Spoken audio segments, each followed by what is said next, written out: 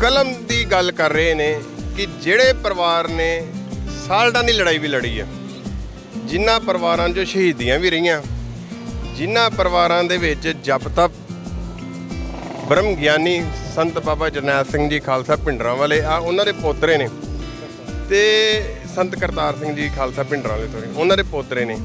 ਤੇ ਜਦੋਂ ਮੈਨੂੰ ਇਹਨਾਂ ਬਾਰੇ ਪਤਾ ਲੱਗਾ ਕਿ ਇਹਨਾਂ ਨੂੰ ਸਾਲ ਤੋਂ ਵੀ ਉੱਪਰ ਹੋ ਚੱਲਿਆ ਕਿ ਇਹ ਸਕੂਲ ਜਾ ਕੇ ਛੋਟੀ ਪਨੀਰੀ ਤੋਂ ਲੈ ਕੇ ਵੱਡੇ ਬੱਚਿਆਂ ਤੱਕ ਹਰ ਕਿਸੇ ਨੂੰ ਬਾਂਹ ਫੜ ਕੇ ਕਹਿ ਰਹੇ ਨੇ ਕਿ ਤੁਸੀਂ ਐਜੂਕੇਸ਼ਨ ਨਹੀਂ ਛੱਡਣੀ, ਤੁਹਾਨੂੰ ਕਿਸੇ ਵੀ ਤਰ੍ਹਾਂ ਦੀ ਕੋਈ ਲੋੜ ਆ, ਤੁਸੀਂ IAS ਬਣਨਾ, IPS ਬਣਨਾ, PCS ਬਣਨਾ, ਸਾਇੰਸਿਸਟ ਬਣਨਾ, ਡਾਕਟਰ ਬਣਨਾ, ਪਾਇਲਟ ਬਣਨਾ, ਇੰਜੀਨੀਅਰ ਬਣਨਾ, ਕੁਛ ਵੀ ਬਣਨਾ, ਉੱਚ ਕੋਟੀ ਦੀ ਵਿੱਦਿਆ ਹਾਸਲ ਕਰਨ ਵਾਸਤੇ ਫੈਡਰੇਸ਼ਨ ਤੁਹਾਡੇ ਨਾਲ ਹਰ ਵੇਲੇ ਖਲੋਤੀ ਹੈ।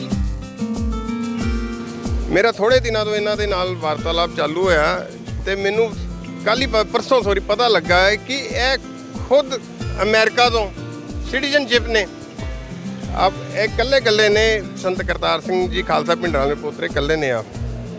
ਤੇ ਇਹ ਹਿਸਾਬ ਲਾ ਲਓ ਕਿ ਆਪਣਾ ਸੁੱਖ ਛੱਡ ਕੇ, ਆਪਣੀ ਜਾਇਦਾਦਾਂ ਛੱਡ ਕੇ, ਆਪਣੇ ਕਾਰੋਬਾਰ ਛੱਡ ਕੇ ਤੇ ਕੌਮ ਦੀ ਸੇਵਾ ਦੇ ਵਿੱਚ ਲੱਗੇ ਨੇ ਕਿ ਨਾ ਇਹਨਾਂ ਨੇ ਕੋਈ ਲਾਲਾ ਕੀਤੀ ਹੈ, ਨਾ ਕੋਈ ਬਾਰ-ਬਾਰ ਮੀਡੀਆ ਨੂੰ ਬੁਲਾਇਆ। ਤੁਸੀਂ ਕਦੀ ਇਹ ਨਹੀਂ ਸੁਣਿਆ ਹੋਵੇਗਾ ਕਿ ਖਾਲਸਾ ਰਾਜ ਦੇ ਵਿੱਚ ਫਲਾਣੇ ਧਰਮ ਦੇ ਉੱਤੇ ਤਸ਼ੱਦਦ ਹੋਇਆ। ਭਾਰਤ 'ਚ ਹੁੰਦਾ ਹੈ, ਬਾਹਰਲੇ ਮੁਲਕਾਂ 'ਚ ਦੂਜੇ ਧਰਮਾਂ ਨਾਲ ਹੁੰਦਾ ਹੈ, ਪਰ ਖਾਲਸੇ ਰਾਜ ਦੇ ਵਿੱਚ ਹਲੇਮੀ ਰਾਜ 'ਚ ਹੋਇਆ ਏ। ਜਿਸ ਸੈਕੂਲਰਿਜ਼ਮ ਦੀ ਅੱਜ ਇੰਡੀਆ ਦੁਹਾਈ ਦੇ ਰਿਹਾ ਹੈ, 80% ਕੁਰਬਾਨੀ ਸਿੱਖਾਂ ਨੇ ਕੀਤੀ ਹੈ, ਪਰ ਜਿਹੜੀ ਸੈਕੂਲਰਿਜ਼ਮ ਤੇ ਦਹਾਈ ਦਿੰਦਾ ਹੈ ਤੇ ਫੇਲ ਹੋ ਗਿਆ ਹੈ। ਉਹ ਸੈਕੂਲਰਿਜ਼ਮ ਆਲਰੇਡੀ ਖਾਲਸਾ ਰਾਜ ਜਿਹੜਾ ਹੈ 100% ਤੇ ਨਿਭਾ ਚੁੱਕਿਆ। ਤੇ ਜੇ ਅੱਜ ਆਪਾਂ ਕਹੀਏ ਕਿ ਸਿਰਫ ਜਿਹੜੀ ਹੱਥ 'ਚ ਫੜਨ ਵਾਲੀ ਖੜਗੇ ਉਹਦੇ ਨਾਲ ਹੀ ਆਪਾਂ ਸਫਲ ਹੋ ਸਕਦੇ ਹਾਂ, ਨਹੀਂ। ਸਾਡੀ ਜਿਹੜੀ ਮਨ ਦੀ ਖੜਗ ਹੈ ਉਹ ਹੱਥ 'ਚ ਫੜੀ ਖੜਗ ਨਾਲੋਂ ਦੂਣੀ ਰਫ਼ਤਾਰ ਦੇ ਨਾਲ ਚੱਲਣੀ ਚਾਹੀਦੀ। ਪਰ ਜੇ ਗੁਰੂ ਨੇ ਕਿਹਾ ਹੈ ਕਿ ਖਾਲਸਾ ਮੇਰੋ ਰੂਪ ਹੈ ਖਾਸ, ਤੇ ਆਪਣੇ ਵਰਗਾ ਬਣਾਉਣ ਦੀ ਕੋਸ਼ਿਸ਼ ਕੀਤੀ ਹੈ। ਤੇ ਆਪਾਂ ਗੁਰੂ ਮਹਾਰਾਜ ਵੱਲ ਵੇਖ ਲਈਏ, ਉਹਨਾਂ ਦੇ ਜੀਵਨ ਵੱਲ ਵੇਖ ਲਈਏ, ਜਿੰਨੀ ਰਫ਼ਤਾਰ ਨਾਲ ਉਹਨਾਂ ਦੀ ਤਲਵਾਰ ਚੱਲਦੀ ਹੈ, ਦੂਣੀ ਰਫ਼ਤਾਰ ਨਾਲ ਕਲਮ ਵੀ ਚੱਲਦੀ ਹੈ। ਸੋ ਇਸ ਕਰਕੇ ਗੁਰੂ ਮਹਾਰਾਜ ਨੇ ਸਾਨੂੰ ਕਲਮ ਦਾ ਰਸਤਾ ਵੀ ਦੱਸਿਆ ਹੈ ਕਿ 1984 ਦੀ ਲੜਾਈ ਦਾ ਸੰਘਰਸ਼ ਸੰਤ ਕਰਤਾਰ ਸਿੰਘ ਜੀ ਖਾਲਸਾ ਭਿੰਡਰਾਂ ਵਾਲੇ ਦੇ ਪ੍ਰਚਾਰ ਨੇ ਕੀਤਾ। 8 ਸਾਲ ਦੀ ਉਹਨਾਂ ਦੀ ਸੇਵਾ ਸੀ, ਪਰ ਮੈਂ ਸਮਝਦਾ ਹਾਂ ਕਿ 8 ਸਾਲ ਕੀ 80 ਸਾਲ ਦੇ ਵਿੱਚ ਉਹਨਾਂ ਜਿੰਨਾ ਪ੍ਰਚਾਰ ਉਸ ਵੇਲੇ, ਜਦੋਂ ਨਾ ਕੋਈ TV ਹੈ, ਨਾ ਮੋਬਾਈਲ ਹੈ, ਨਾ ਕੈਮਰਾ ਹੈ, ਨਾ ਹੀ ਕੋਈ ਕੇਬਲ ਆ ਭਾਈ ਸਾਹਿਬ ਜੀ, ਉਸ ਸਮੇਂ ਦੇ ਵਿੱਚ ਉਹਨਾਂ ਨੇ ਪ੍ਰਚਾਰ ਕੀਤਾ ਹੈ। ਤੇ ਜੇ ਅੱਜ ਦੇ ਸਮੇਂ ਦੇ ਵਿੱਚ ਐਸੀ ਸ਼ਖਸੀਅਤ ਜਿਹਦੇ ਮਸਤਕ ਦੇ ਉੱਤੇ ਗੁਰੂ ਦੀ ਬਰਕਤਾਂ ਦਾ ਨੂਰ ਡਲਕਾ ਮਾਰਦਾ ਹੋਵੇ, ਉਹ ਪ੍ਰਚਾਰ ਕਰੇ, ਕੋਈ ਐਸਾ ਸਿੱਖ ਨਹੀਂ ਜਿਹੜਾ ਅੰਮ੍ਰਿਤ ਨਾ ਛਕਦਾ। ਗੁਰੂ ਮਹਾਰਾਜ ਨੇ ਸਾਨੂੰ ਸਾਰੇ ਮਾਰਗ ਦੱਸੇ ਨੇ, ਤੇ ਹਥਿਆਰ ਦਾ ਮਾਰਗ ਲਾਸਟ ਹੈ, ਚੱਕਣਾ ਚਾਹੀਦਾ ਹੈ। ਕਦੋਂ? ਜਦੋਂ ਬਾਕੀ ਸਾਰੇ ਹੀਲੇ ਵਸੀਲੇ ਨਿਬੜ ਜਾਣ, ਖਤਮ ਹੋ ਜਾਣ। ਕਿ ਜੇ ਇੱਕ ਥਾਂ ਦੇ ਉੱਤੇ ਕੋਈ ਸਿੱਖ ਦਸਤਾਰ ਬੰਨ੍ਹ ਕੇ ਤੁਹਾਡੇ ਕੋਲ ਬੈਠਾ ਹੈ, ਤੁਸੀਂ ਉੱਧਰ ਜਾ ਕੇ ਬੈਠ ਸਕਦੇ ਹੋ, ਤੁਸੀਂ ਮਹਿਫੂਜ਼ ਹੋ। ਤੇ ਇੱਧਰ ਦੇ ਲੋਕਾਂ ਨੂੰ ਕੀ ਹੋਇਆ? ਮੈਂ ਪੁੱਛਣਾ ਚਾਹੁੰਦਾ, ਕੀ ਹੋਇਆ ਇੱਧਰ ਦੇ ਲੋਕਾਂ ਨੂੰ? ਜਦੋਂ ਇਹੀ ਦਸਤਾਰ, ਇਹ ਕੇਸਰੀ ਨਿਸ਼ਾਨ ਤੇ ਇੱਕ ਕਿਰਪਾਨ ਲਦਾਖ ਦੇ ਵਿੱਚ ਜਾ ਕੇ ਤੇ ਜਕਾਰੇ ਬੁਲਾਉਂਦੇ ਨੇ, ਉਦੋਂ ਬੜੇ ਅਸੀਂ ਮਹਿਸੂਸ ਕਰਦੇ ਹਾਂ, ਕਿਉਂਕਿ ਉਦੋਂ ਆਪਾਂ ਰੈਂਕ ਦੇ ਉੱਤੇ ਹੁੰਦੇ ਹਾਂ। ਜਦੋਂ ਇਹੀ ਕਿਰਪਾਨ ਜਾਂਦੀ ਹੈ, ਇਹ ਨਿਸ਼ਾਨ ਦੇ ਹੇਠ ਅਸੀਂ ਇਕੱਤਰ ਹੋ ਕੇ ਤੇ ਕਰੋਨਾ ਦੇ ਵਿੱਚ ਲੰਗਰ ਲਾਉਂਦੇ ਹਾਂ ਅਸੀਂ ਆਕਸੀਜਨ ਦੇ, ਉਦੋਂ ਤਾਂ ਬੜਾ ਮਹਿਸੂਸ ਕਰਦੇ ਹਾਂ ਅਸੀਂ ਮਹਿਫੂਜ਼ ਆਪਣੇ ਆਪ ਨੂੰ। ਤੇ ਜੇ ਇਹ ਨਿਸ਼ਾਨ ਆਪਣੇ ਹੱਕਾਂ ਦੀ ਪ੍ਰਾਪਤੀ ਦੀ ਆਵਾਜ਼ ਉਠਾਉਂਦਾ ਹੈ, ਉਦੋਂ ਸਾਨੂੰ ਅੱਤਵਾਦੀ ਕਿਹਾ ਜਾਂਦਾ ਹੈ। ਮੈਂ ਪੁੱਛਣਾ ਚਾਹੁੰਦਾ, ਕੀ ਚੱਕਰ ਹੈ? ਕੀ ਸਿੱਖ ਸਿਰਫ use and throw cheap option ਨੇ? ਜੇ ਅੱਤਵਾਦੀ ਲੋਕਾਂ ਦੀ ਰੱਖਿਆ ਕਰਕੇ ਤੇ ਪੇਟ ਭਰ ਸਕਦੇ ਨੇ, ਤੇ ਐਸੇ ਅੱਤਵਾਦੀ ਹੋਣ ਦੇ ਵਿੱਚ ਹਰਜ ਕੀ ਹੈ ਫਿਰ? ਜੇ ਅੱਤਵਾਦੀ ਚਾਈਨਾ ਦੇ ਬਾਰਡਰ ਤੇ ਲੜ ਰਿਹਾ ਹੈ, ਅੱਤਵਾਦੀ ਹੈ ਫਿਰ ਉਹ? ਗੁਰੂ ਨਾਨਕ ਸਾਹਿਬ ਦਾ ਫਲਸਫਾ ਕੀ ਕਹਿੰਦਾ ਹੈ? ਇੱਕ ਤਾਂ ਜਿਹੜੀ ਨਾ ਸਿਰ ਤੇ ਕੋਈ ਵਾਲ ਤੇ ਨਾ ਉਹਦੇ ਮੂੰਹ ਤੇ ਵਾਲ। ਕੱਲ ਪਰਸੋਂ ਕਹਿ ਰਿਹਾ ਸੀਗਾ ਕਿ ਫਲਸਫੇ ਜਿਹੜੇ ਹੁੰਦੇ ਨੇ ਸਮੇਂ ਦੇ ਨਾਲ ਬਦਲ ਜਾਂਦੇ ਨੇ। ਇਹੀ ਪੁੱਛਣ ਲੱਗਾ ਸੀ, ਕਹਿੰਦੇ ਗੁਰੂ ਨਾਨਕ ਸਾਹਿਬ ਦਾ ਫਲਸਫਾ ਜਿਹੜਾ ਬਦਲ ਜਾਂਦਾ। ਇੱਕ ਮਿੰਟ ਬੇਨਤੀ ਕਰ ਲੈਣ ਦਿਓ ਮੈਨੂੰ। ਫਲਸਫੇ ਆਮ ਬੰਦਾ ਦਾ ਕੋਈ ਦਵੇ। ਜਿਹੜੇ ਗੱਲ ਕਰਦੇ ਸੀ ਮੌਜ਼ੇ ਦੁੰਗ ਦੀਆਂ, ਜਿਹੜੇ ਗੱਲ ਕਰਦੇ ਸੀ ਫਰੈਡਰਿਕ ਐਂਜਲ, ਕਾਰਲ ਮਾਰਕਸ ਦੀਆਂ, ਵਲੈਦੀਮਿਰ ਲੈਨਰ ਦੀਆਂ, ਤੇ ਸਿੱਖੀ ਨੂੰ ਮਖੌਲ ਕਰਦੇ ਸੀ ਕਿ ਉਹਨਾਂ ਲੋਕਾਂ ਦੀ ਫਲਸਫੇ ਜਿਹੜੇ ਬਦਲ ਸਕਦੇ ਆ। ਆਪ ਨਾਰਾਇਣ ਕਲਾ ਧਾਰ ਜਗ ਮਹਿ ਪਰਵਰਿਓ, ਉਹ ਆਪ ਉਹ ਨਿਰਗੁਣ ਅਕਾਲ ਪੁਰਖ ਦਾ ਸਰਗੁਣ ਸਰੂਪ ਗੁਰੂ ਨਾਨਕ ਆ। ਉਹ ਸਾਡੇ ਸਾਰਿਆਂ ਦੇ ਜੰਮਣ ਤੋਂ ਪਹਿਲਾਂ ਸ੍ਰਿਸ਼ਟੀ ਦੇ ਨਿਰਮਾਣ ਤੋਂ ਪਹਿਲਾਂ ਵੀ ਉਧਰ ਅਸਥਾਪਿਤ ਸੀ, ਸ੍ਰਿਸ਼ਟੀ ਦੇ ਖਤਮ ਹੋਣ ਜਾਣ ਤੋਂ ਬਾਅਦ ਵੀ ਉਹ ਸਥਾਪਿਤ ਰਹੇਗਾ। ਕਿਤੇ 400-500 ਸਾਲ ਦੇ ਨਾਲ ਕਿਸੇ ਫਲਸਫੇ ਨੂੰ ਕੋਈ ਅਸਰ ਨਹੀਂ ਪੈ ਚੱਲਿਆ। ਜਿਵੇਂ ਇਹਨਾਂ ਨੇ ਕਿਹਾ ਕਿ ਗੁਰੂ ਨਾਨਕ ਸਾਹਿਬ ਦਾ ਫਲਸਫਾ ਸੀ ਸਭ ਨੂੰ ਗੱਲ ਵਕੜੀ 'ਚ ਲੈ ਕੇ ਰੱਖਣਾ, ਤੇ ਕੁਝ ਬਾਹਰ ਬੈਠੇ ਅਣਜਾਣ ਬੰਦੇ ਇਹਨਾਂ ਨੇ ਉਹਨਾਂ ਦਾ ਨਾਂ ਨਹੀਂ ਲਿੱਤਾ, ਮੈਂ ਨਾਂ ਲੈਣਾ ਉਹਨਾਂ ਦਾ, ਕਿਉਂਕਿ ਮੈਂ ਕੱਲ ਵੀਡੀਓ ਵੇਖੀ ਉਹਦੀ। ਬਘੇਲ ਸਿੰਘ ਕਹਿੰਦੇ ਉਹਨੂੰ, ਬਘੇਲ ਸਿੰਘ ਦੇ ਉਹਨੂੰ ਕਹਿਣਾ ਨਹੀਂ ਚਾਹੀਦਾ। ਤੇ ਮੈਂ ਉਹਨੂੰ ਆਹੀ ਕਹਿਣਾ ਚਾਹੁੰਦਾ ਹੈ ਕਿ ਤੂੰ ਆਪਣੇ ਆਪ ਨੂੰ ਸੁਧਾਰ, ਮਾਰੇ ਕਿ ਨੱਕ ਰਗੜ ਜਾ ਕੇ ਤੈਨੂੰ ਸਮੱਤ ਆਵੇ।